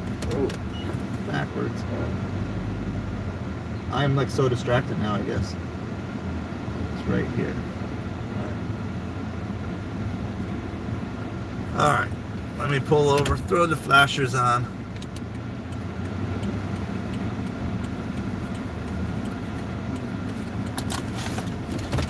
All right, I'll be right back with you guys. Hang tight.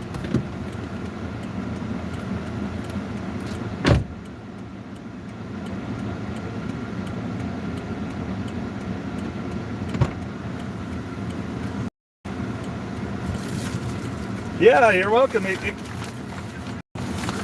Oh no.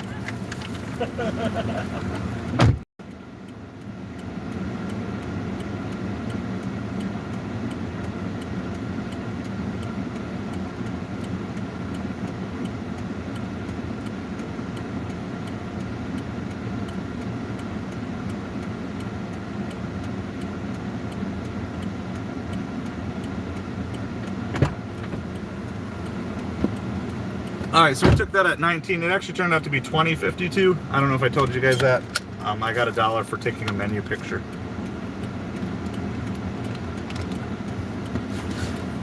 Well, I'll tell you, in my market, if you're desperate for orders, go on UberEats. There's $2 and $3 and $4 orders all day long that nobody takes. So, Instacart maybe. I don't know. Maybe on Instacart it would be bad.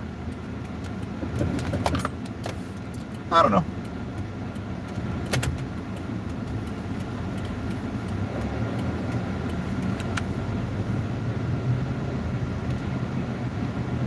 Wow, that's really bright. Really bright.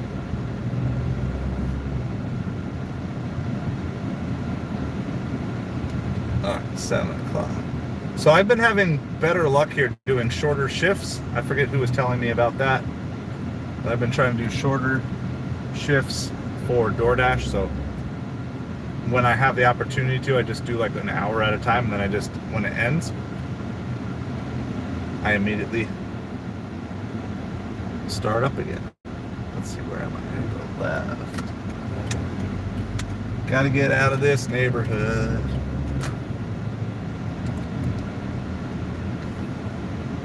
Yeah, no worries. No worries. I mean, and again, a lot of things are market dependent.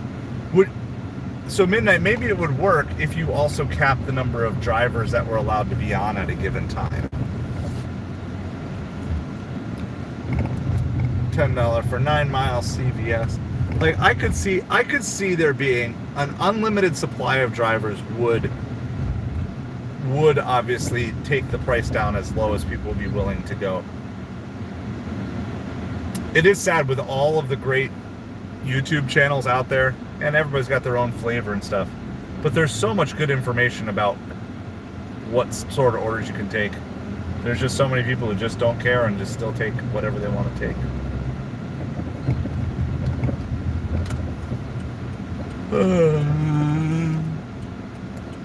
We're not going to do a separate baseball stream tonight, but I am going to turn on the Mets game here pretty soon. I just wasn't planning on staying out for a full Mets game, so we will do that. Yeah, so you could probably...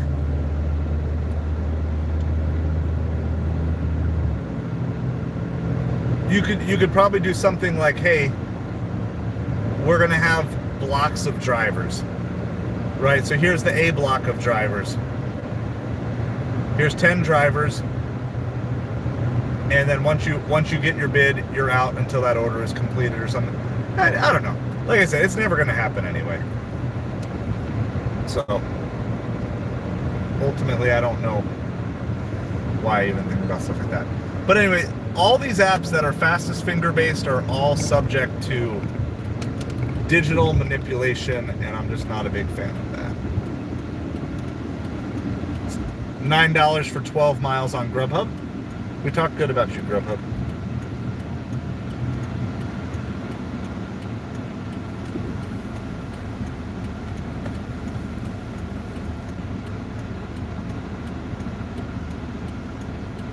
Yeah. Matt Fallout. Welcome. You renamed. Well, congrats on the new name. All right, we're headed down towards Namba Ramen and all those places. We were already down here earlier, didn't get anything, but we'll try it again. It's been a super slow supper. Mets game is going to be starting, so don't mind me being slightly distracted. We're talking about pros and cons of all these different gig delivery apps, what you like, what you don't like about any of them. Let's see. So we have covered the catered. We're going to get into a couple of the other smaller apps that I've tried. Well, Shipt. What I like about Shipt, I think I already mentioned the preferred drivers. Yes, Jaeger, I did hear about Pastor MacArthur. Yeah. He's a good guy. He's a bold man. Bold man, too. So, I have listened to a lot of his teachings, so. He is surely loving every moment of where he is right now. No worries. We always can go off topic. So Shipt. I do like having customers favorite you. $6 for 5 miles. Oh, we're waiting for an emergency vehicle to come through here. So I like that. I don't like that there's no knowledge of tips or tip transparency up front. I would rather have that than to have tip baiting in some ways. But it just feels like the base pay on quite a few orders, the base pay is not quite worth it. And then without any knowledge of tips, it just makes me leery to take anything. And this is kind of maybe a bias that I have that I can't prove, but I feel like a lot of the veteran Shipt shoppers already know who the good tippers are and kind of have them locked up. And so you like have to cultivate a brand new crowd of Shipt customers. But in order to do that, you have to dodge all these bullets of all the bad Shipt customers. You know, it's like the pro is you're matching people with who they want to be. The con is I feel like it's just it's tougher to break in than on other apps because you have so many preferred shoppers who get first pick from their preferred customers. But I'm not complaining about it. It's just, it definitely feels like one of those, man, I just got in way too late on that one. But I do also like you can mark in Shipt if something's in the wrong spot in the app or different things like that. Like if the app says it's in a different place than it actually is. So I do like that. The con is, I feel like con is kind of similar to Grubhub, at least in my market. They're just not on enough platforms. Once Shipt lost Costco, it's like Target and occasionally Publix in my market, and that's all I ever see. And I just don't hang anywhere near the Targets. So to go to a Target, it adds a ton of miles on top of whatever the rest of the delivery was. Oh, the other thing I do like about Shipt is being able to build your own stacks. That's pretty cool. And that's something that, like I mentioned earlier, I wish Instacart would allow that, because there's lots of times I see like 2 small Instacart orders that I would love to combo up, especially if they're 2 like small shop only orders or something like that. So build your own stack and delivery windows. So like you can claim an order even, and it just has to be delivered between 1 and 2 p.m. So there is some stuff there. Like during the hurricane last year, I took 5 shipped orders. I shopped 5 shipped orders at the same time. I took one of those jumbo kid carrying carts and used baskets and made 5 sections on a jumbo kid carrying cart. So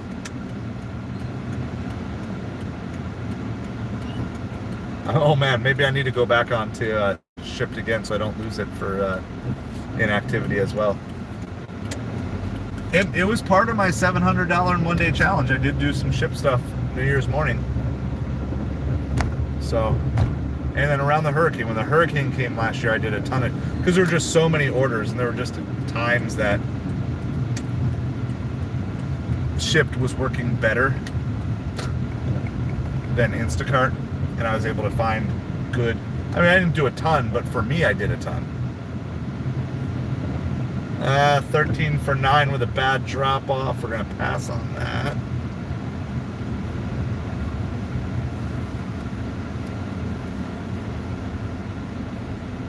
Yeah, notes about the customer. Yes. So there are some really good parts to Shipt. Like for here, it's just always been the volume of orders. And again, I think it's because a lot of the best customers are already tied to good shoppers. So they see their orders first, and I never get to see them. So I bet you if you are a long-time Shipt shopper, you're probably very happy with the overall of the platform. And I also like how certain Shipt offers at Target are prepaid. So they just have to check your cart and scan. You don't have to scan the things individually. That is kind of nice as well. I View It, which is the picture taking app. The base pay is just way too low. The average job is going to take you 30 to 45 minutes, and most of the offers here are $7. There's no tipping. It's a $7 flat rate. The premise of it is awesome. It's really fun to go do some picture taking. I've done a handful. I have a full video on the channel that probably you guys have seen if you care about it. And it was fun. It was like going into an abandoned store, and it was fun. And it's a different change up. It's a break. You get to be on your feet. There's not really a time pressure other than what you want to put on yourself. But the base pay is just way too low, and there's just nowhere near enough orders or opportunities. I was just going to check right now I just want to see what's actually out there right now. I get notifications every other day. There's literally, in all of Naples right now, there's none available. There's 2 in Bonita Springs, which is our next town to the north. $7. Residential exterior. $7 landscaping. But it's like, beyond, I'm not even talking about the drive time. So beyond the drive time,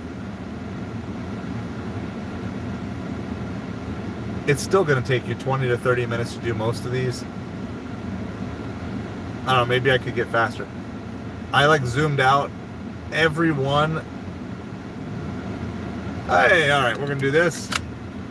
This is Jet's Pizza, $6 plus for 1.7 miles. It's probably, I'm not expecting a lot here, but it's just 2 pizzas. I'm thinking it's probably 7, 2 plus 5. But it's a plus order, so we can always hope and dream, and it's not far.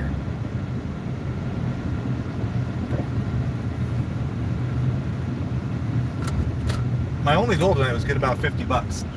Get my 200 for the day. So yeah, I caught an $80 Instacart. I'm still not diamond or anything like that. I'm trying to get my 5 a day. I think I still need one more, so I might shift to trying to find Instacart here in an hour or so, just to try to knock at least one more out. I got 2 like right away this morning, and a little later I got a 3rd, and then I got the 4th this afternoon, and then nothing. But it was nice, and I was just sitting there, and it came through. And it's from Fresh Market. So I was in my happy place.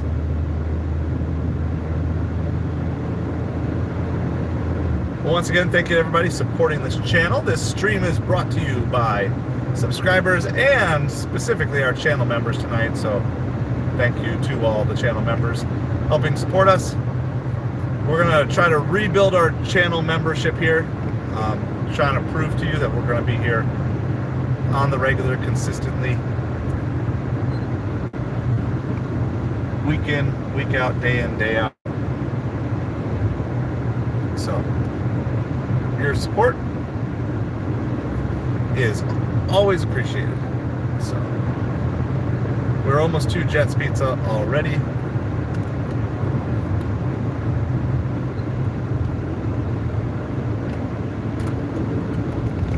Already marked ourselves as arrived at the store. We can already mark that the pickup is delayed because they have not delivered it into my window of the car. Yeah, it's been slow here tonight too. Decent day, but again, mainly one good order. 2 good orders. The catering order was like 30 for 10 or 29 for 10, and then that's 79 that turned into like an 83 or whatever. That ended up, it only took me an hour and a half, and the drop-off was right near my house. So I went home and shipped my eBay. If you guys didn't see the video, I sold 1% of my eBay store of 3,800 items yesterday. I had one person bought 36 items from my store, and so they were all sports cards, so it didn't make a ton of room, but it was still technically speaking, between that order, I sold 1% of my eBay store. If only I. All right, we're here at Jets Pizza. I'll be back with you shortly.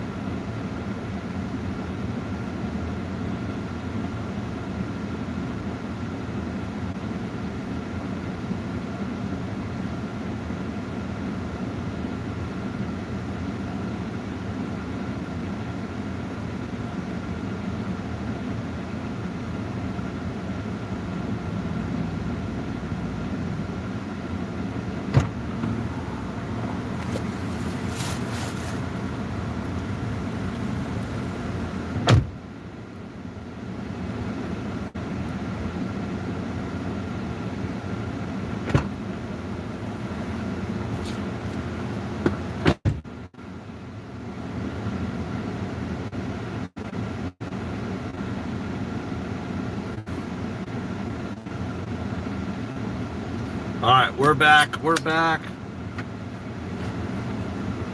Yeah. No, I figure the only way that's happening is if your internet is too slow. I guess phone or internet is slow. Or if somebody got it automatically before you. All right. Got our jets. Sorry about that midnight. I know it's frustrating for fastest finger apps. Definitely a frustration. Oh, I don't even need to do that. I can just go this way.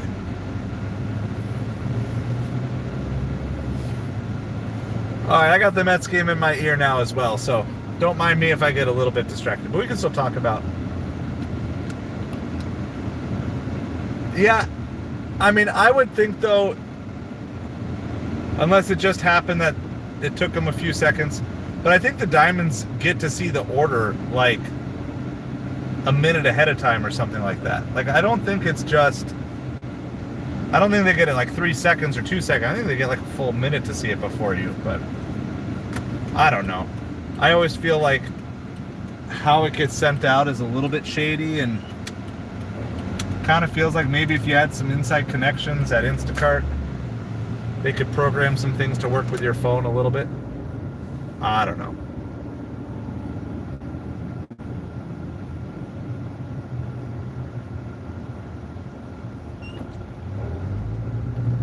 All right, so we only have to go like a quarter of a mile for the drop off.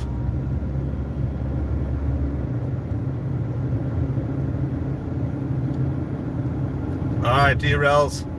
Quite a game last night. At the first part of the game, I was like, man, I'm glad I'm not live. And the second part, I was like, oh man, I wish I was live. Mets got down 3-0, and I believe they scored 13 straight runs last night. So.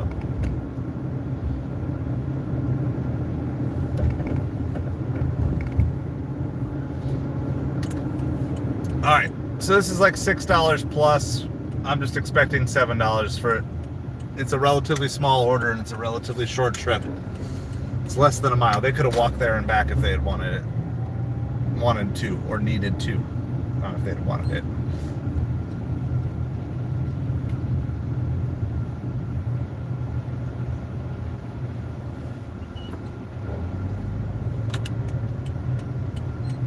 All right, we got it. All right. Yeah, like at least an upward trend. I will call it an upward trend midnight.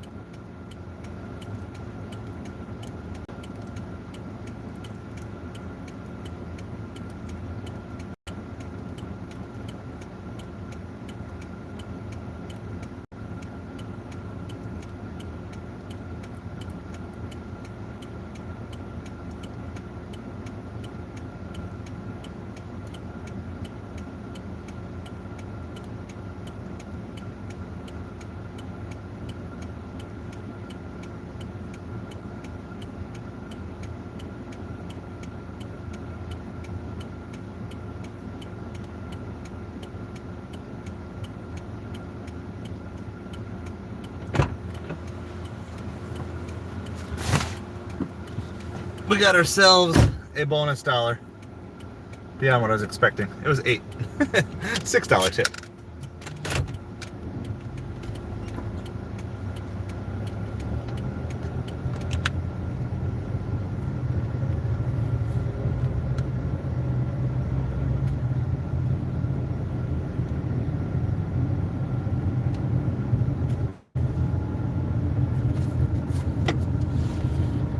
All right, we're gonna just get back out to the main road. Yeah, exactly. They are playing better, I would say, over the last week to 10 days. That's what I would say about the Mets. And every win over the Phillies means just a little bit more. It's going to be really tough for the Mets to actually catch the Phillies, but if somehow, because they play the Phillies like seven times in 17 days or something like that, if they could somehow manage to sweep all 7 games, then they have a shot to catch them. But I don't think it's going to mean much other than home games in the first round. I don't think they're going to get a bye unless they just go absolutely on fire.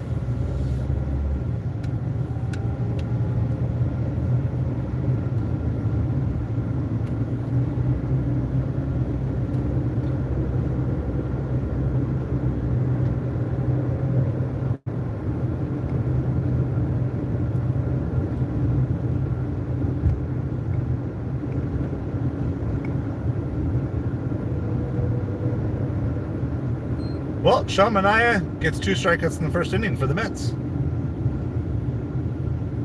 Mets could really use Manaea and Senga to both step it up here.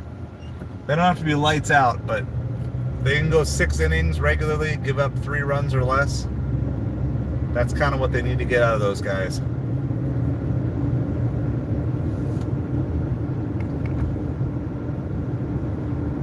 We're just going to go head back by Namba Ramen, I guess, for a little bit. Give it like 15 minutes.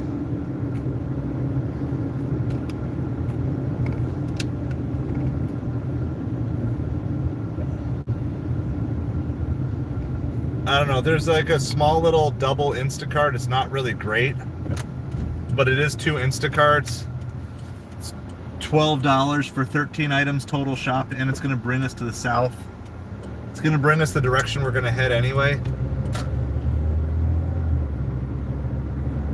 I'm really thinking about just taking it real quick. I know I'll probably time you guys out, but yeah. I mean, I'm going to give DoorDash a second here to send me something. But I really need to get some Instacarts in, and we're going to go ahead and take it.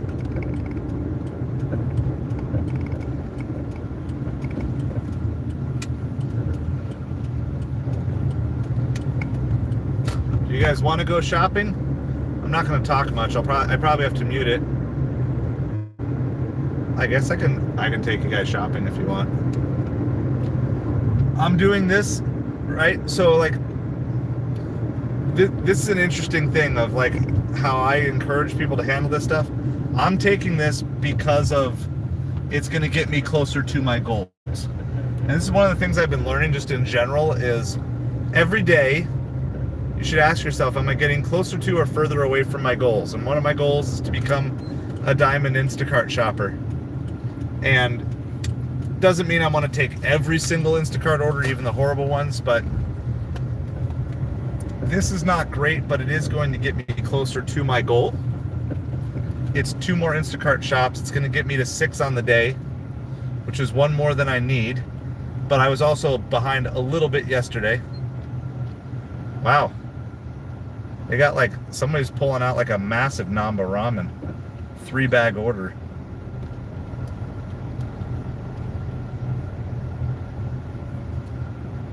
I don't know, man. I don't know. The big orders are out there. Doesn't mean you're going to see them, though. Actually, you know what? I'm going to do a bathroom break, too. So, well, I guess I can do that anyway. I'm just going to run. I want to do this fast. I'm going to leave you guys. You're going to probably time out. Sorry. I just want to go run in, do the restroom, shop it, and get back on the road here. So I'll try to be back in the car in like 15 minutes or less. Oh yeah, they're out there. They just don't want us to get them, Jaeger. All right, I will catch you guys on the other side. You know the deal. When it's going to time out, and as soon as I get back, it'll just go live again. I'll catch you on the other side.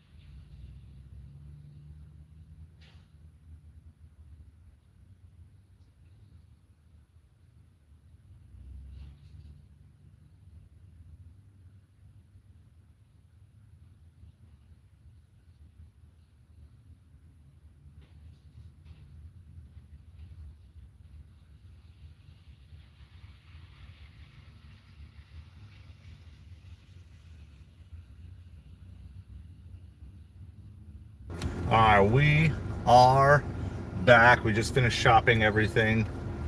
Took me about 8 minutes longer than I wanted. I'm still trying to push myself to become a faster shopper. That time I'm mostly going to blame it on the fact that they were cleaning the bathrooms. And I really had to go. And then eventually I was like, forget it. I'm just going to go shopping, and then went to the bathroom at the end. Anyway, we got that done. So we are on our way to do our 2 drop-offs. This is not a crazy order, but it's going to get 2 Instacarts done for us. And that's a good thing. So it's like $12 for 2 orders. It's like 13 items total. So dollars per item is not bad. Dollars per mile is not bad. Dollars per hour is not bad. None of the things are bad, but just none of it's like exceptionally good either. But we are working to try to get to Diamond on Instacart, and this is just part of the game you got to play sometimes. This is also going to take us down towards downtown. We will, after these 2 drop-offs, so we don't get another order right away, we're going to go head to the dumpster of magic. So we actually have, I don't know, I think Grubhub's on. I'm not planning on staying out super late, but we'll maybe give UberEats 10 minutes to send an order. We'll see if there's anything good left on DoorDash after this is done too, because I just have it off altogether right now. Grubhub's running, but not really sending anything. So yeah, I lost my baseball stream at the very end of the time I was in there. Last I knew, it was nothing Mets. And the Phillies were coming up in the top of the 2nd, top of the 3rd or something. Anyway, it's mid-3rd, so it's still nothing. Mets are coming up in the bottom of the 3rd inning. Mets did load the bases in the 1st, but were unable to score.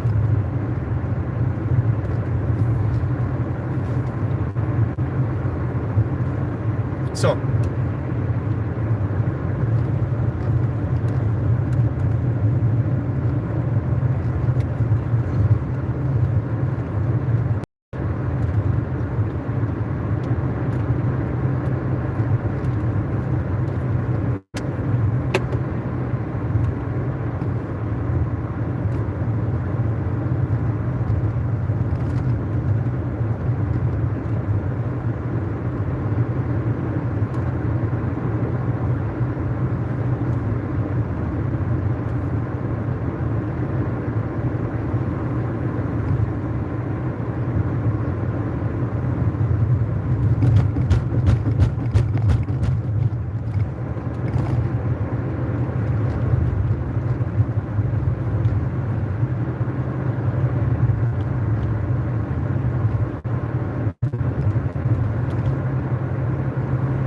alright, so we're like 2.5 miles away from drop-off number 1. They got some almond milk and french fries. So that was really easy to shop. I mean, the whole order was really easy to shop. I had to make one replacement. They didn't have regular chicken thighs, so I had to get the organic type of chicken thighs or whatever. But everything else was good. If anything, the tip might go up a little bit. I don't know if it's percentage-based tip or not on this one, but we'll see. So yeah, we're gonna drop off the 2 almond milks and french fries, and then I think we only have to go like a few blocks to get to the 2nd drop-off. So as we got, thank you everybody for hanging out with us tonight. This stream is sponsored by channel members, so thank you to all our channel members. And we're gonna just start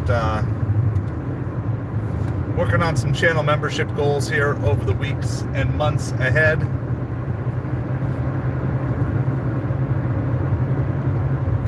So, but those of you who are already channel members, appreciate you so much. Or those who've been in the past and aren't right now, that's cool too. Always appreciate the support and all the likes and all the subs and all that good stuff.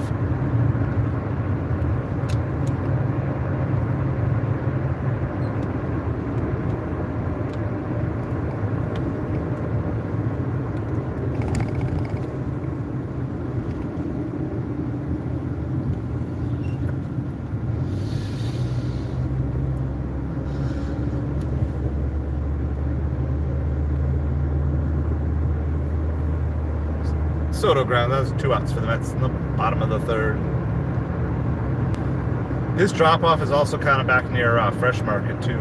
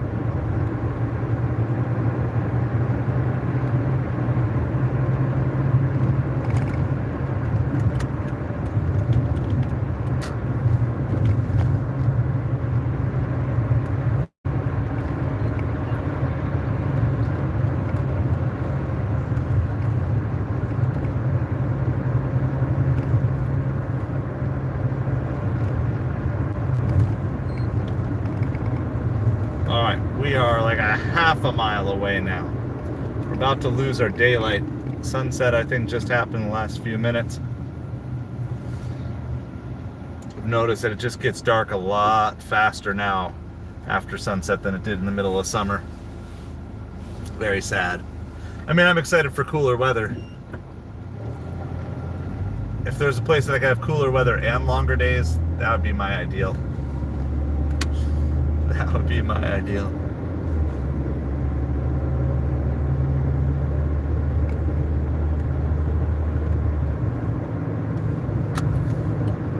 Alright, turning off the main road.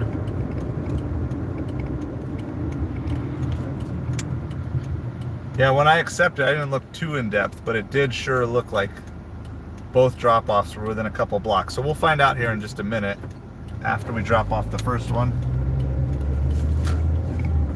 Both of them had like semi-complicated delivery instructions, like this apartment, and don't get confused with a different place, and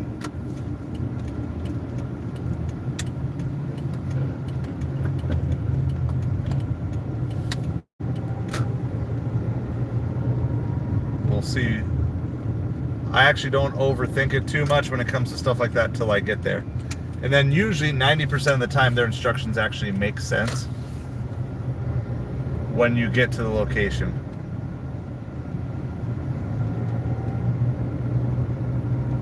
Like a lot of times, like, those instructions make no sense. And then you get there and you're like, oh, I see exactly why you explained it that way.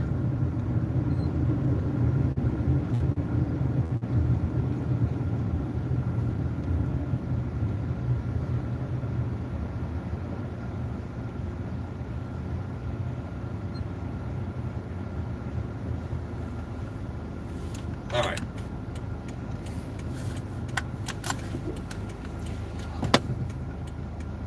Check the instructions. All right. Yep.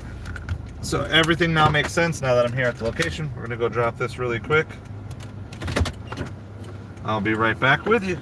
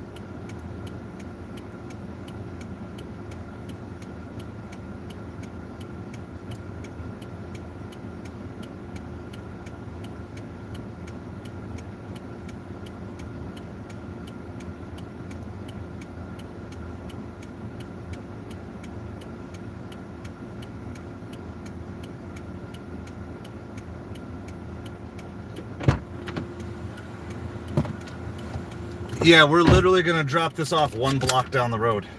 same street even.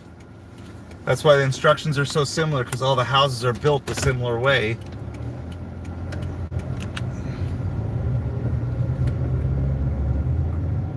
It's like, it says 1/10 of a mile. That might be generous. Same street, same side of the street.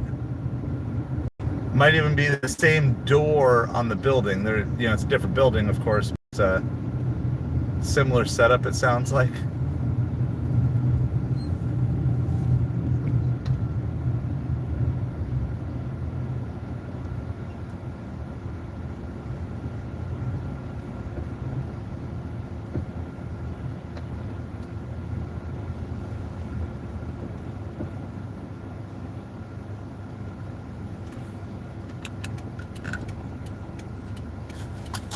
All right, we're here.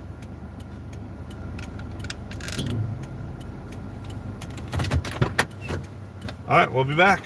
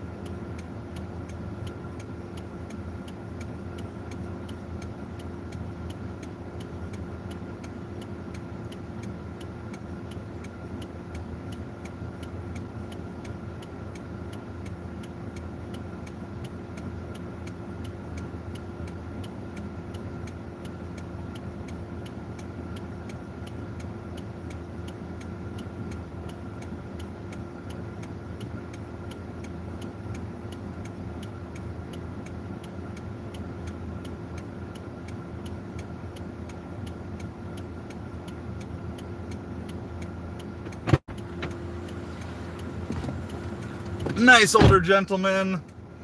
Talked with him for a couple minutes. So, all right, we're gonna head in the direction of Magic Dumpster.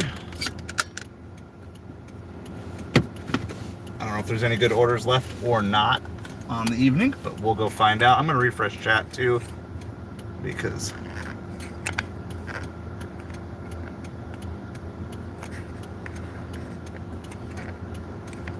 all right. Guess who's back? Back again, GTR. How's it going? Glitch Dash, you better believe it, Jersey. All right, we're back. I got all my messages going. We got everything dropped off.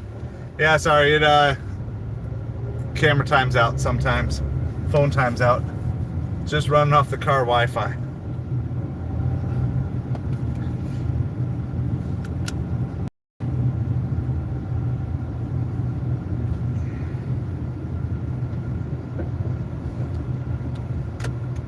Alright, so we're just gonna get out of this neighborhood quickest way I know how. Gonna head down towards Magic Dumpster, see if we can find ourselves a good order.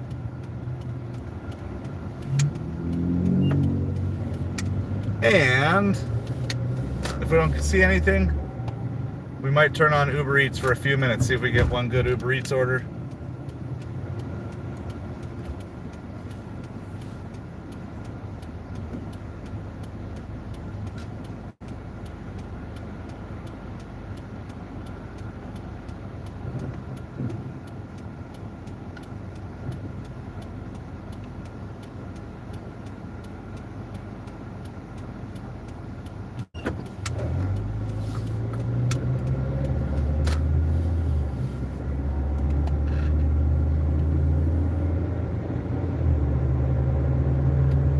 $8 for 9 miles on Grubhub.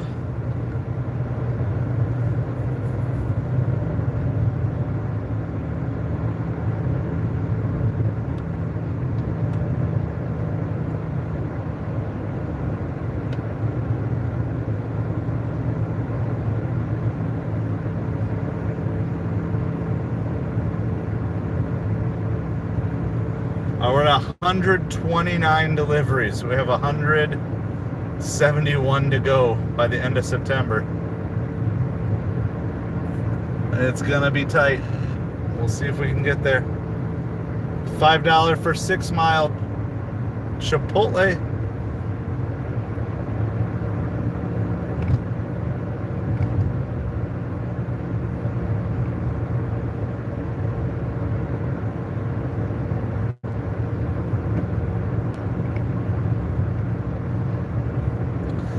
I think I'm gonna shoot down to Panera really quick, see if I can grab a drink to get me through the rest of the evening in case it goes a little later than I'm expecting. I kind of expect good orders to be done by now. It's 8 o'clock on a weeknight.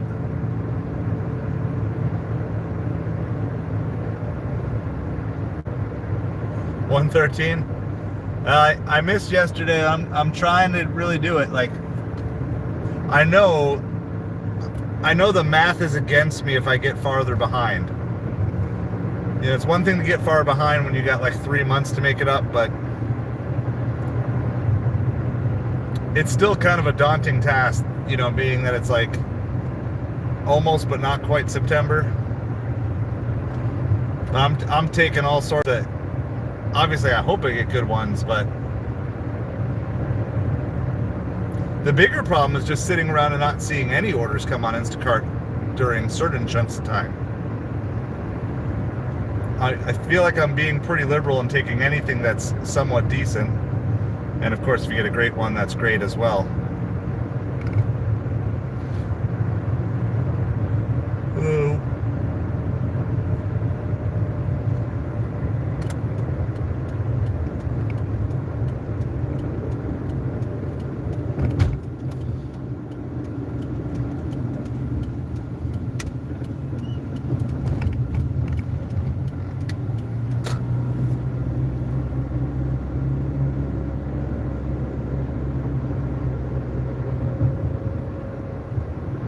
All right, I won't leave you for long, I promise. But I'm gonna go get a drink from Panera really quick before they close. Yeah, exactly. Definitely not always. I mean, I think that's the frustrating thing, is because I feel like Normally when I don't care about Instacart, there's like small orders all day, you know, the $8 to $10 orders for like 3 to 5, 5 to 10 items. I feel like when I don't want them, I see them all the time. And then when I actually need them, I'm like, they're nowhere to be found. So that's why, like, that double was only $12. That's not really about today's money. That's about tomorrow's money. It's like, because really all I need is three cheap doubles a day, and then I'm making progress. But I know there's going to be a day or two where I'm not going to hit the 5. So it's like any day where I can nab the 6.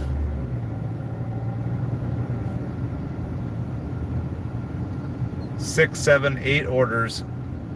You know, I got to take advantage of those opportunities.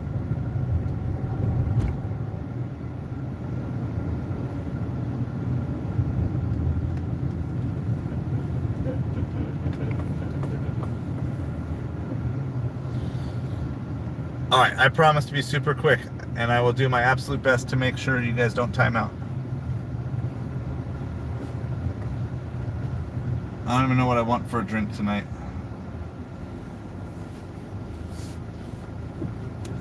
I might just get, they have like lemon lime bubbly water, so I might just do that. All right, I'm going fast.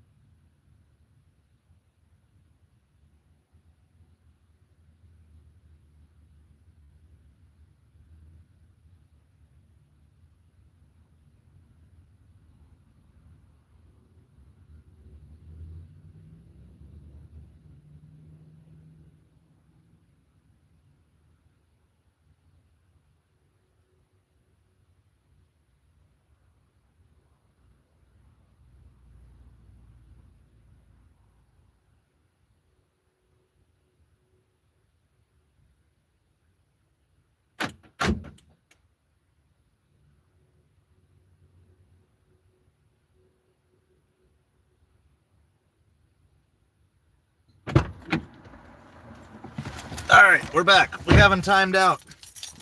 Silent boy.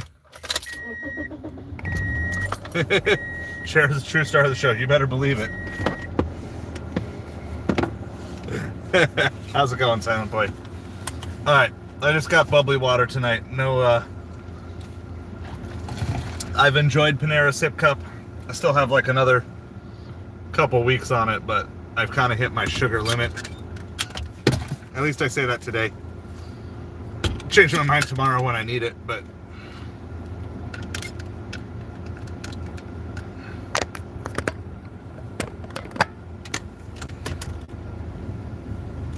all right, so we're gonna head down to Magic Dumpster unless we get something before then. Once we get down to Magic Dumpster, I'll turn on UberEats, and we will take any one order that is $4 or more and 11 miles or less. I've done that twice so far. Both times I got $4 for 4 miles. It's like the world's worst gambling game. Magic Dumpster time. Jaeger heard Magic Dumpster.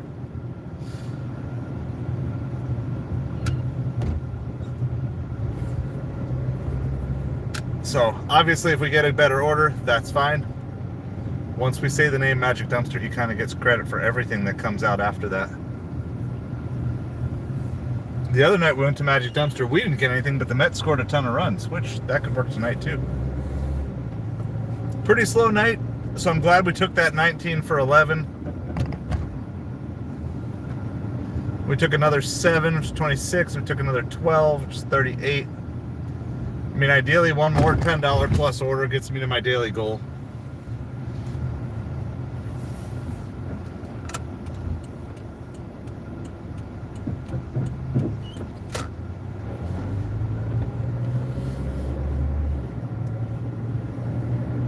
Magic Dumpster, please give me an order.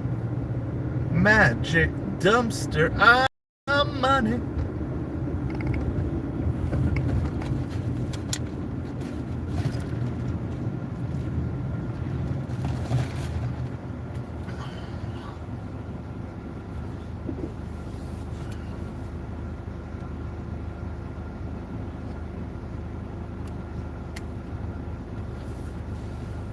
Yep, that's the goal.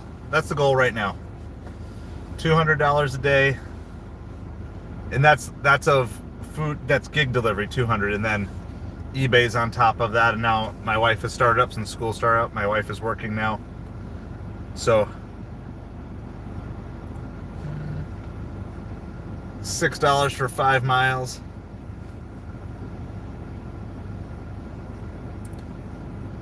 So we're gonna pass on that. Should probably take stuff like that. I just don't care enough to take those little things. Maybe I should. Like maybe one day I should take like every order that's $1 a mile or more, and as long as the drop off is decent, just to see. Just to see. I just like being picky about which restaurants I take and how big of tippers I take. Low tippers lead to big problems. It's just seen it way too many times.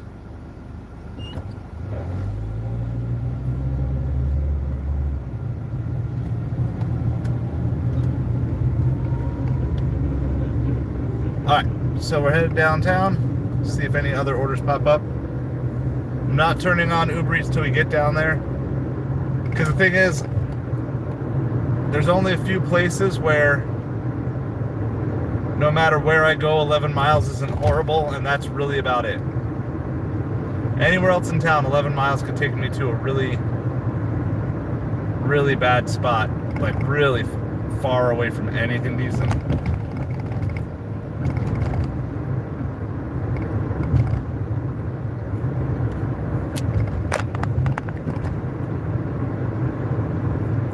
I don't know, can you guys still see anything outside? Oh, you can see a little bit of deep blue sky.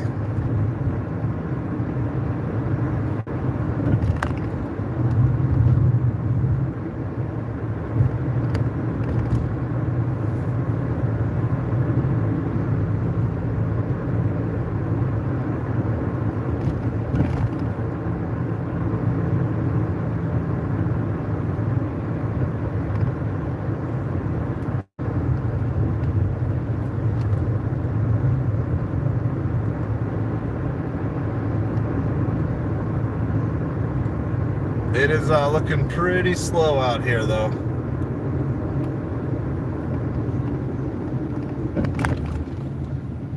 Still some opportunity on Instacart for this time, too. Did I miss Vitalik? Hey, Vitalik, how's it going? Good evening to you.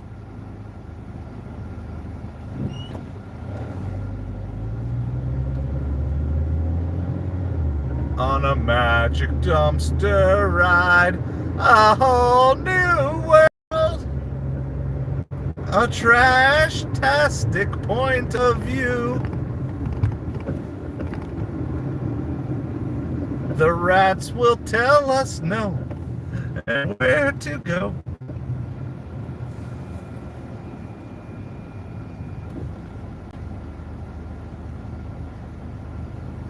Yeah,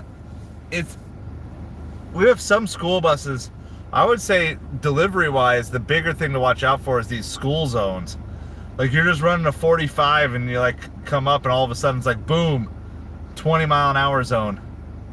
Gotta like slam on the brakes because they're enforcing all of that stuff super tough at the beginning of the school year, which they should.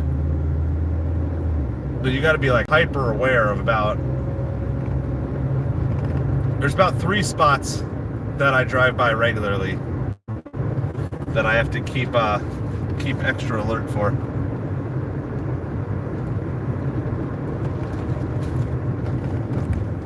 The other night I turned on UberEats. I actually was slightly further north than I am for Magic Dumpster, and literally I got a delivery to my next door neighbor across the street. So I introduced myself. And then I went home for the night. So I got my UberEats deposit from last week. I think I got $12.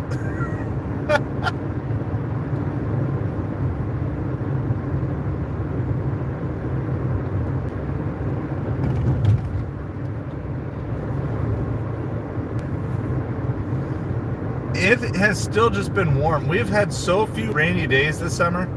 Last summer, it was like raining nonstop.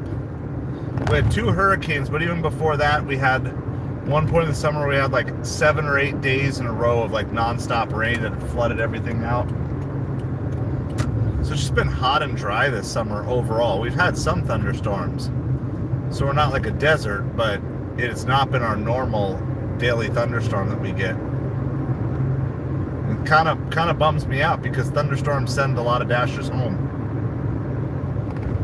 I make better money when it's raining, not because people tip better, but just because there's less Dashers. All right, we're gonna do it here because I don't have much left in me. But we're gonna go ahead and we're gonna turn on Uber. $4 or more for 11 miles or less. That's the 411 standard that we use for this. This is a mini challenge that I'm doing. And we always put a time limit on it too. So it's 8:28.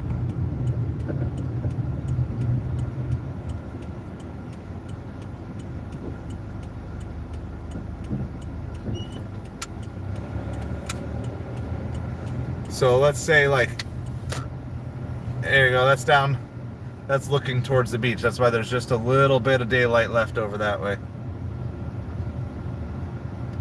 You're gonna see Magic Dumpster here.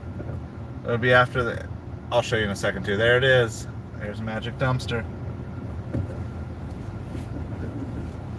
I'll show you guys again in a second. All right, we're gonna go till 8:40. That's more than 10 minutes. There's Magic Dumpster.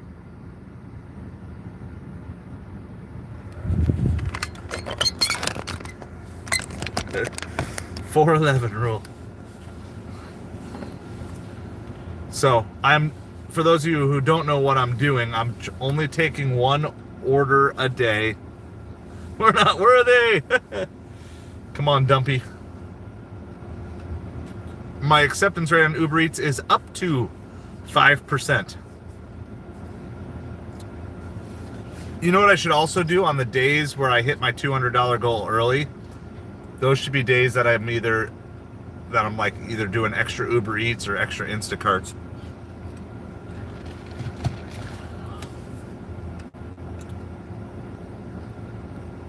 The other thing is like Uber Eats barely works if it's not on. Dumpy. Well, see, you're winning. Jaeger's beating me on Uber Eats acceptance. I'm beating Midnight on total Instacarts completed. My cancellation rate is still 9% on Uber Eats. So even if I get to the 30%, that doesn't automatically get me gold. So I may have to complete a few more orders after that. If I get a little bit closer, or if I get like an order that keeps me right downtown, like a 1 or 2 mile order, then I'd be a little more likely to do a second one. Well, I suppose. So Cal Raleigh in baseball, he's like one of the home run leaders this year. He's got a really big rear end, and he's called the Big Dumper.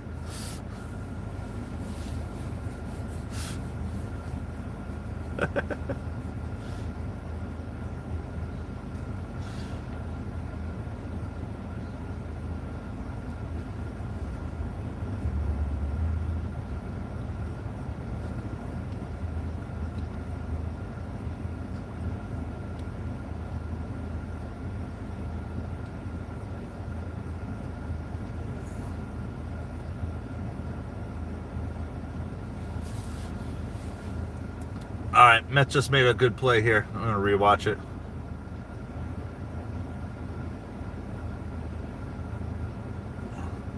Almost double play. Great play by Lindor, though.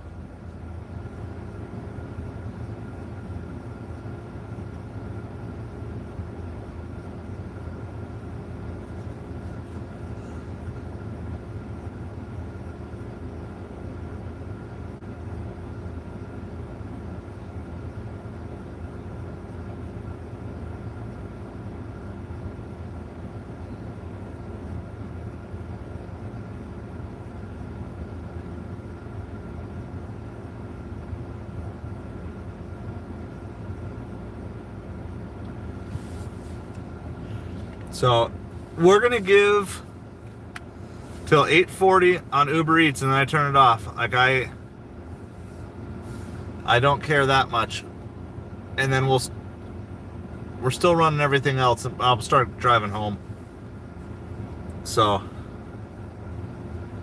I have future life goals of there's someone all decked out, got the hat on and the dress on.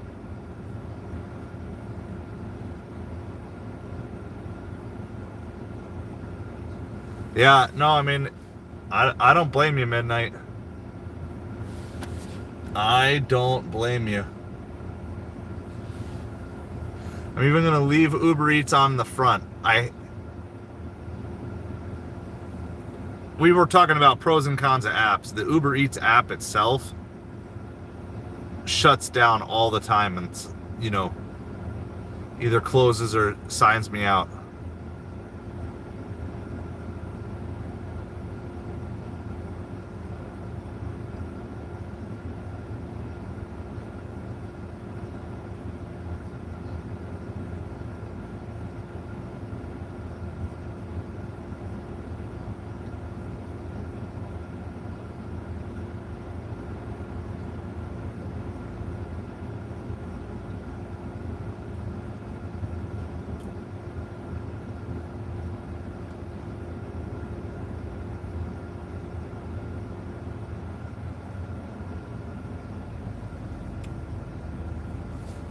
All right, Phillies have 2 runners on with 2 outs. Sean Manaea is coming out. Gregory Soto coming in for the Mets. The one benefit of sitting here, I should just get to sit and watch the Mets game for a couple minutes. So we're gonna sit here for about 5 more minutes, and then if there's no Uber, we'll turn off Uber. And then start driving in the direction of home with everything else still on.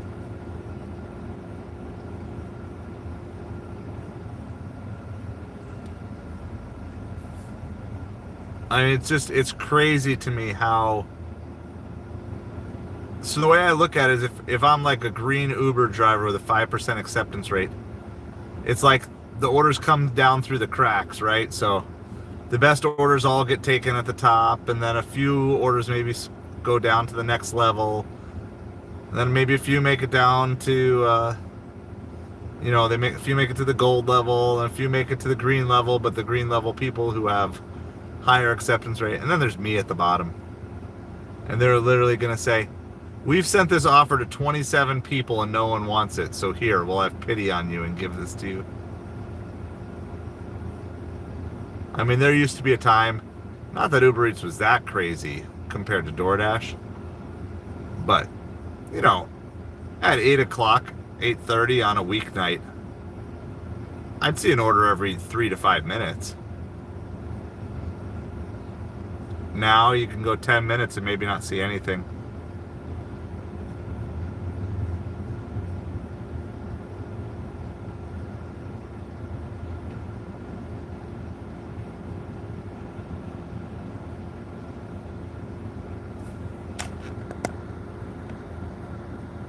Okay, so a few weeks ago, or after working an Instacart order that had a few things refunded, gave the order a thumbs down for the explanation.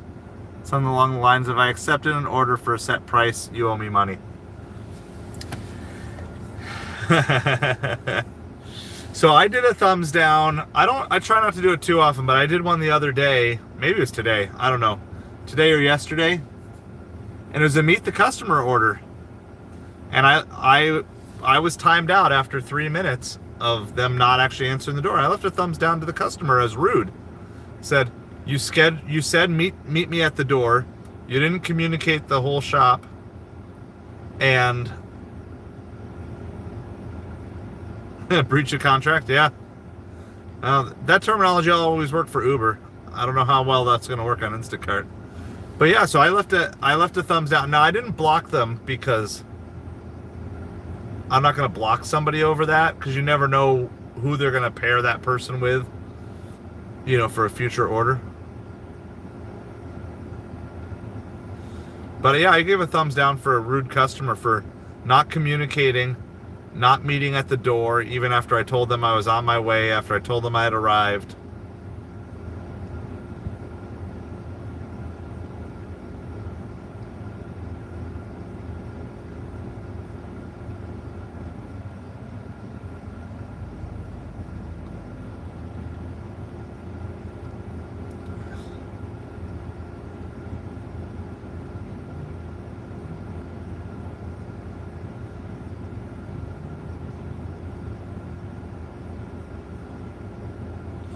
It's been working for the last couple weeks to not take my money on refunded items. It might be worth a try.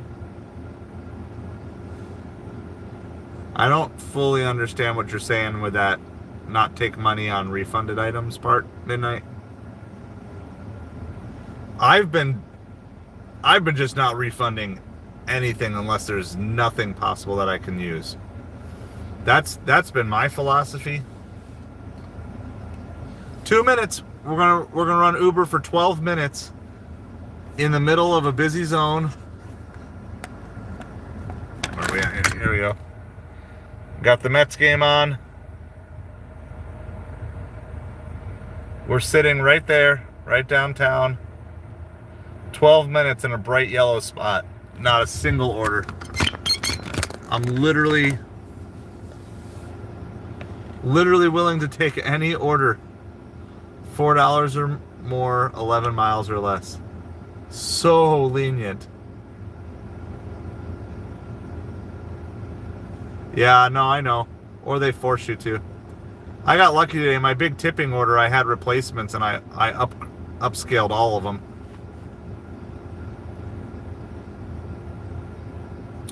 One more minute, and then we're going to start moving.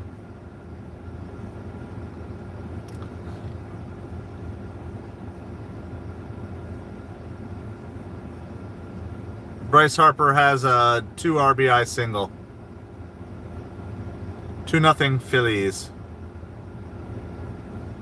Well, Magic Dumpster, you're a double fail tonight. Scored runs for the Phillies and no order for us. Sorry, just speaking the truth, Dumpy.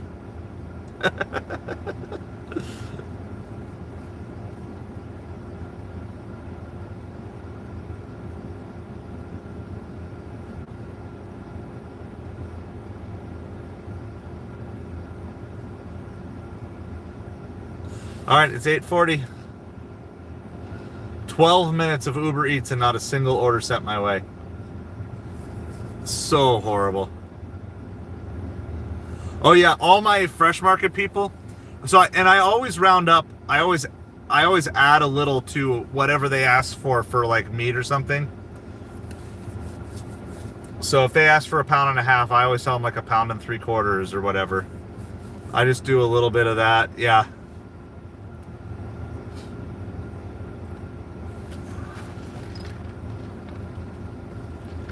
And all my produce, or not produce, but all my meat people at Fresh Market, they all know.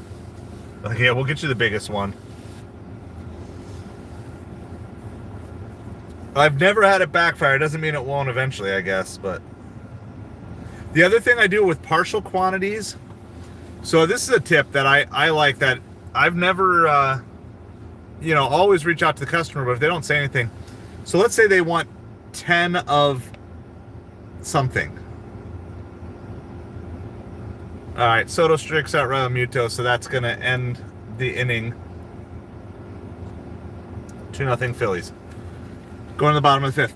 So let's say, well, okay, so today, I don't know. All right, I'll just use a silly example. They want 10 gallons of milk, and they want it to be whole milk.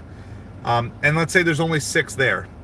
What I'll do before I mark the 6 is I'll go through the whole, item unavailable, see if they have a replacement that they requested. And if they do, then I'll get the 6 whole milks that they requested, plus then I'll add the 4 that they wanted as the replacement, so they still get the 10. It's been another way that I've been able to kind of keep totals up a little bit.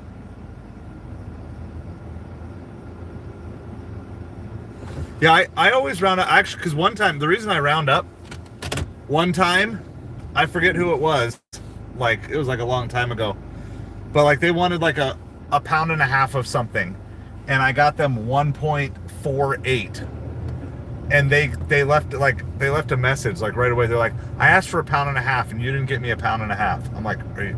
So then from that point forward, if I have the choice, I always round up.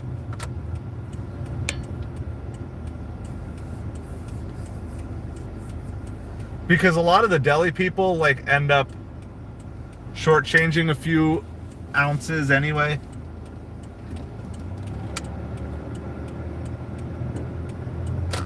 All right. Yeah.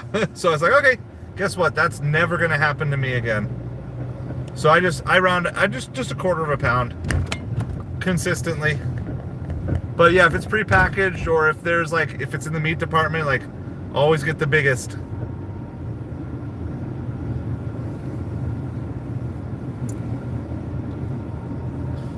Fool me once, shame on you. Fool me twice, you can't be fooled again. Who said that? Who said that quote that particular way? Fool me once, shame on you. Fool me twice, you can't be fooled again.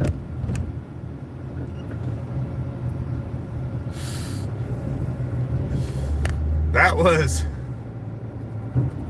the former president of the United States, George W. Bush.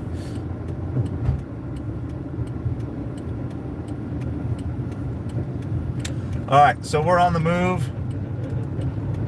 We got everything on but Uber. We tried Uber. Yep, George W. It's one of my favorite quotes. Fool me once, shame on you. Fool me twice, you can't be fooled again. Which then was also the theme song for one of the CSI series. Is that CSI Miami? I used to watch CSI Miami all the time.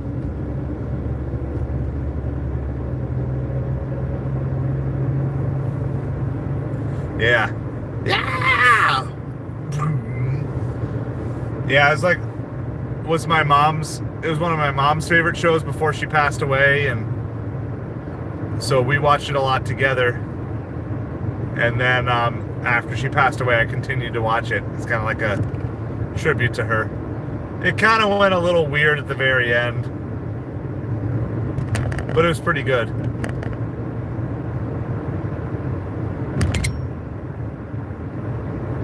Won't be fooled again. All right, I'm not even taking the long way home. I'm kind of taking the direct way home because I'm pretty toast. Yes, Horatio Kane. His name was his real name was like, is he David something? It was Horatio or H. Horatio. Well, I guess murder, puts on sunglasses, is on the menu.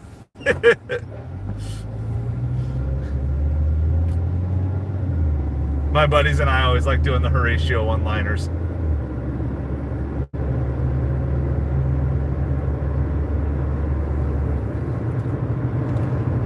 It is all quiet out here tonight. Well, it looks like we might end up coming a little short of the goal, but won't complain too much. It's still a pretty good day.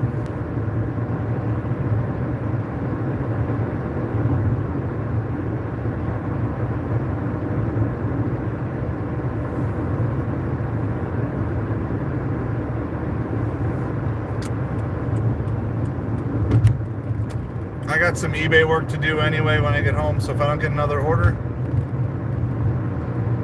I'm just going to put on my headphones and listen to the Mets try to come back and win a game while I listen to eBay. My draft bank has gotten kind of low.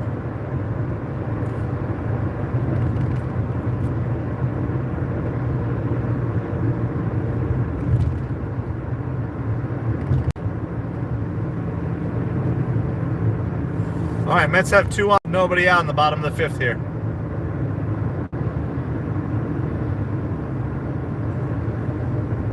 So we had a new delivery guy from Naples on the stream tonight. He doesn't deliver Tuesday and Wednesday.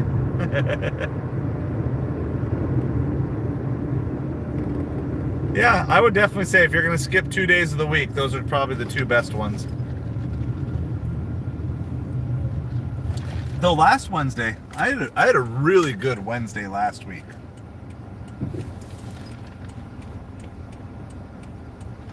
David Caruso. Yeah, there you go. There you go.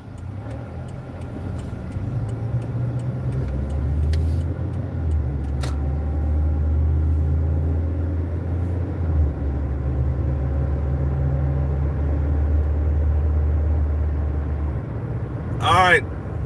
I don't know if it's going to be a single or a double, but it's an RBI hit for Soto. I don't know how they're scored officially.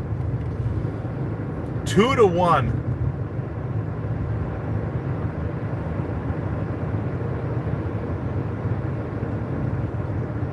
Mets have runners on 2nd and 3rd with no outs. Bottom of the 5th, down 2-1.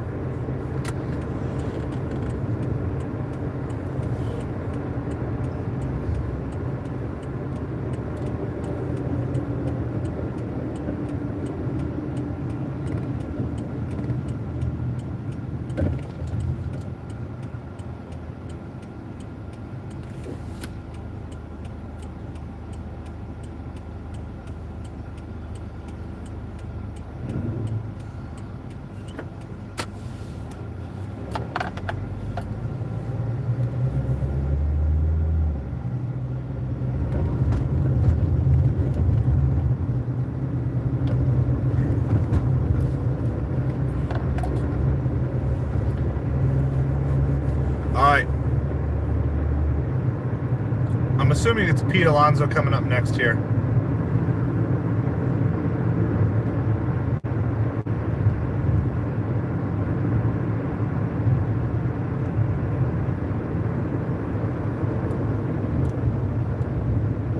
Oh, Starling Marte, I guess. Starling Marte at the plate for the Mets. Runners on 2nd and 3rd, no outs.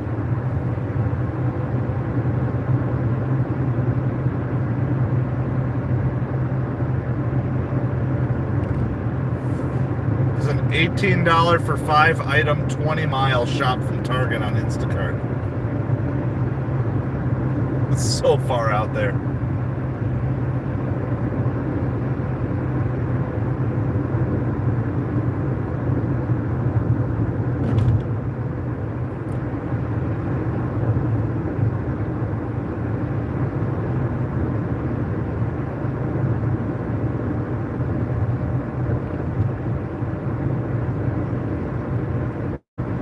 It is getting dark out now.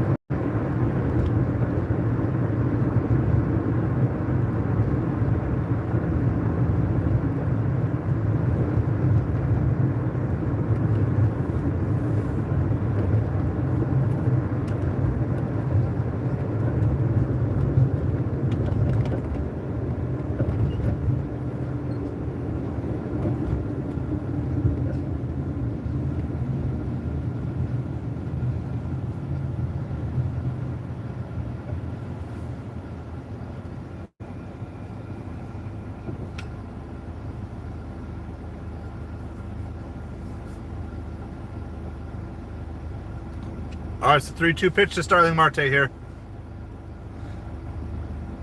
And ball 4, bases loaded. Am I behind?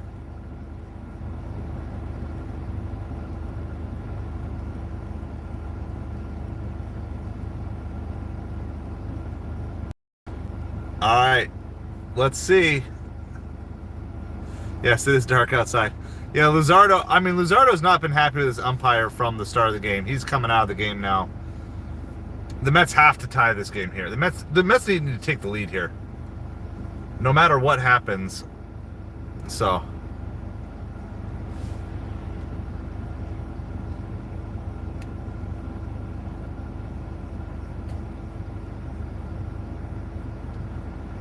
right. Well,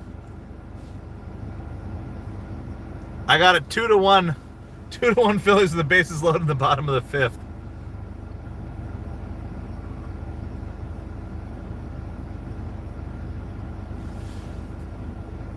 On a commercial break for pitching change. That's where I'm rolling right now.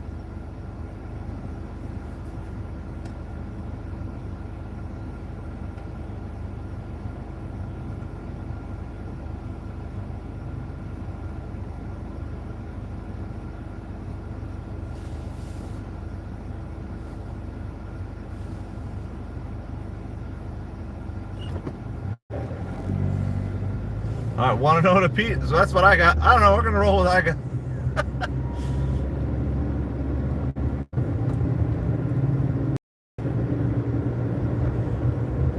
Pass Wilson. Mets take the lead 3-2. Not quite a Pete Alonso grand slam, but we'll take it nonetheless. And the Mets once again have runners on second and third with nobody out. Clutch Pete Alonso comes through.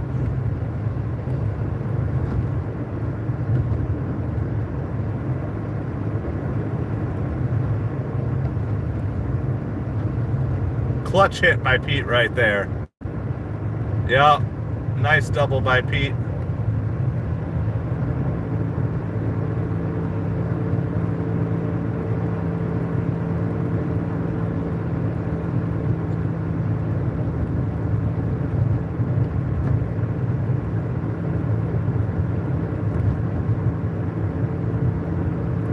Swaggy Marky V up.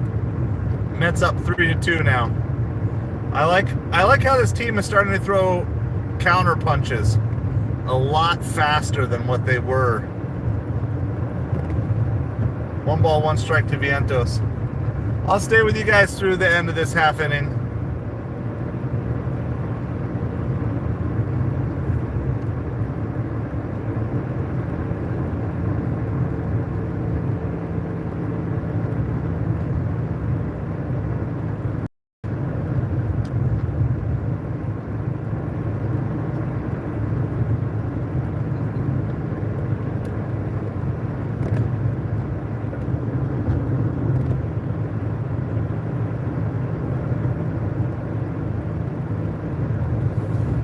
Hopefully they just have figured it out, Rels, and they've got what they need for the rest of the season. I mean, honestly, to make the playoffs is not going to take too much. To win the division is going to take a lot, but to make the playoffs, not too much. To get the top wild card spot, maybe.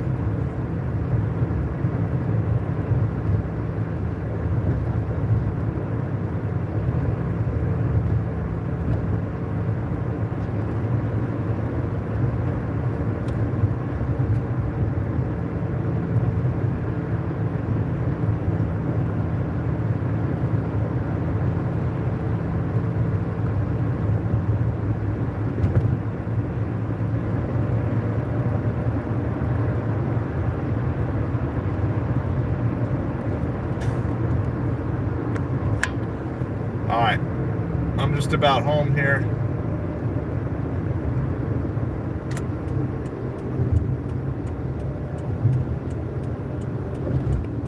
Base hit, Mark Vientos.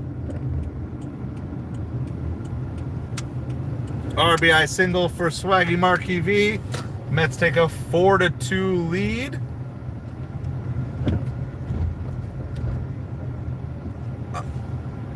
I am home. I'm actually going to keep my eye on this. There's one little close by Instacart order.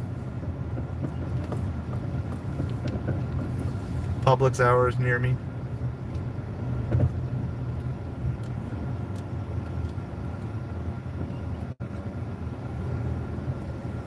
I might take it, but we'll see if it's still here at the end of the inning. Oh, we had an eBay sale too. All right, we sold a book. Don't have many books listed, but we sold it. The Cow Who Fell in the Canal.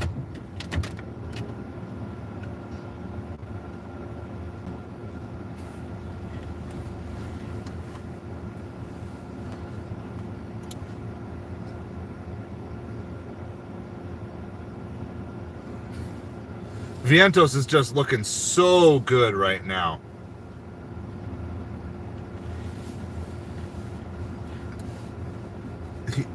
It took him. Thank you. It's only a $3 book, but we'll still take it.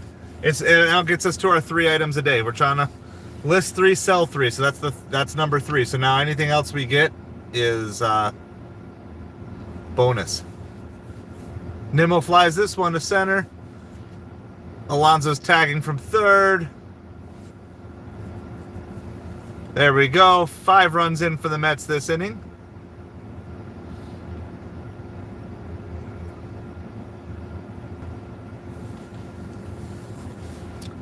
I like Nimmo's piece of hitting there. It just looks like they just have figured it out. Of course, Jonathan coming up. That'll be fun to watch. He's pitching Friday or Saturday.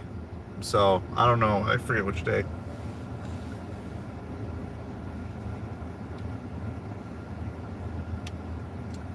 Alright, someone took that order I was kind of thinking about taking, so we're going to go ahead and shut everything off then. But I'm still sticking with you guys till the inning's over. Just shutting down all the other apps.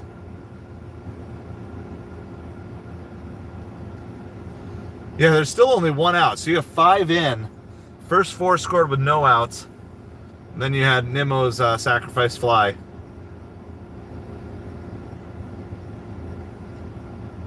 Friday. Okay.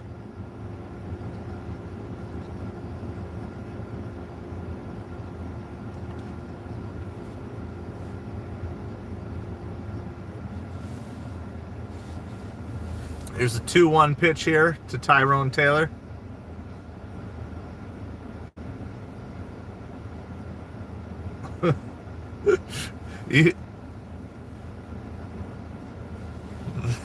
The Phillies are so done with this umpire.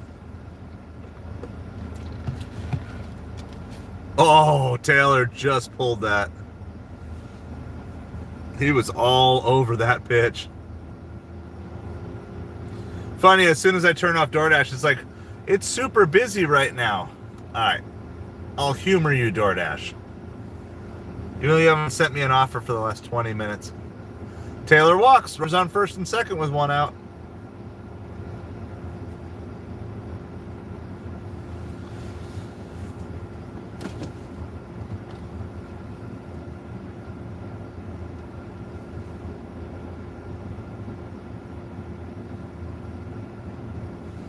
DoorDash wants to verify my identity. Now I gotta get in the light here.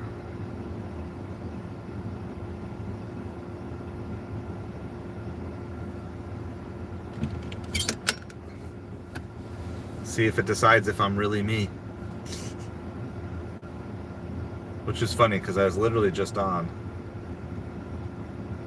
And they told me they wanted me on because they're so busy.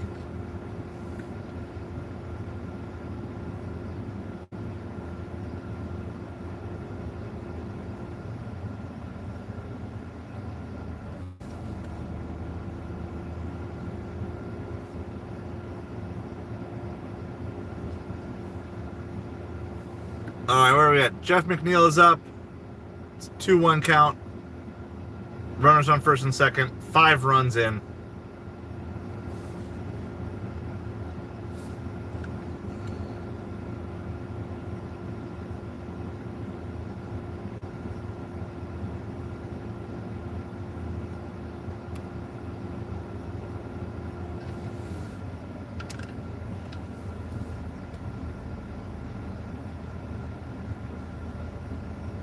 Two is the count to McNeil. Octavius, how's it going? Just about done with door dashing for the night. Just watching this Mets inning in the car. I did throw DoorDash back on just in case because they said it was super busy.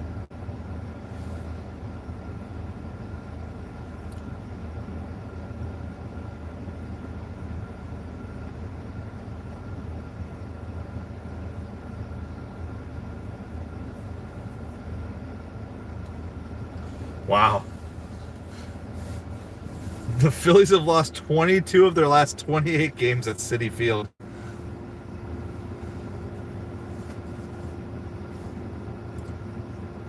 It's kind of funny because the Phillies have this reputation as a really tough team, but at least something about the Mets and Citi Field are in their heads right now. McNeil holds off on that one. Full count.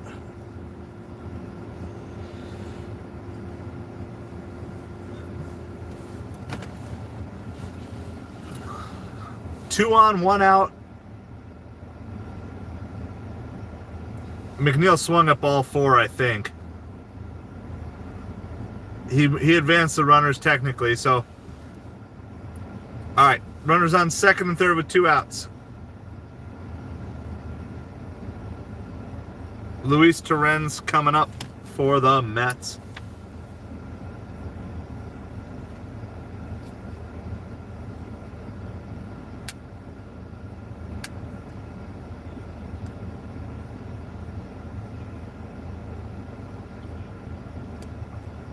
Line, but right to Harper. That's going to retire the Mets. That's also going to retire me for the night. I'm going to be done.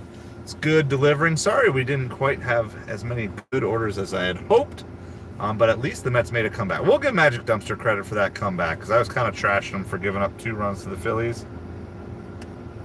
We'll give credit to Magic Dumpster for the Mets comeback. It's the second time in a few nights that the Mets have made a good comeback while we were at or near Magic Dumpster. So 5-2 Mets. Anyway, if you want to hear everything that we had to say about pros and cons of different delivery apps, just go back to the beginning of the stream and it'll be posted up. Lots of good conversation that people had and comments that people had. We went through DoorDash, UberEats, Grubhub, Instacart, catering apps, iView It. We covered all sorts of apps. Shipped. Just talked about the pros and cons of each one so you can help make a good decision for yourself. What's going to work best for you. This stream, of course, was brought to you by everybody and subscribers, but also especially channel members. So I'd love to keep building our channel membership crew. And we're going to kind of we'll be unlocking some, I'm going to come up with some rewards and we'll start unlocking that here. I don't know if I'll be live tomorrow.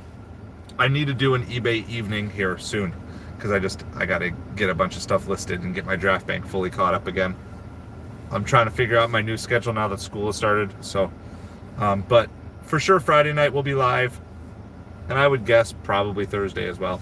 So be on the lookout. We'll be aiming for right around that 5:30 time frame. It just seems like the orders don't come in till closer to 5:30 right now. So doing a 5 o'clock stream is just a little too early.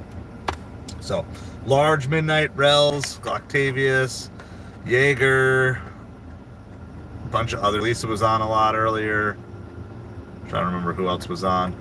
We had new people on from Naples, a fellow driver from my town. So anyway, lots of good stuff. Appreciate all of you. Hit the like, hit the subscribe, hit the channel member if you wish to do so, and we will catch you all soon. Have a great night, everybody.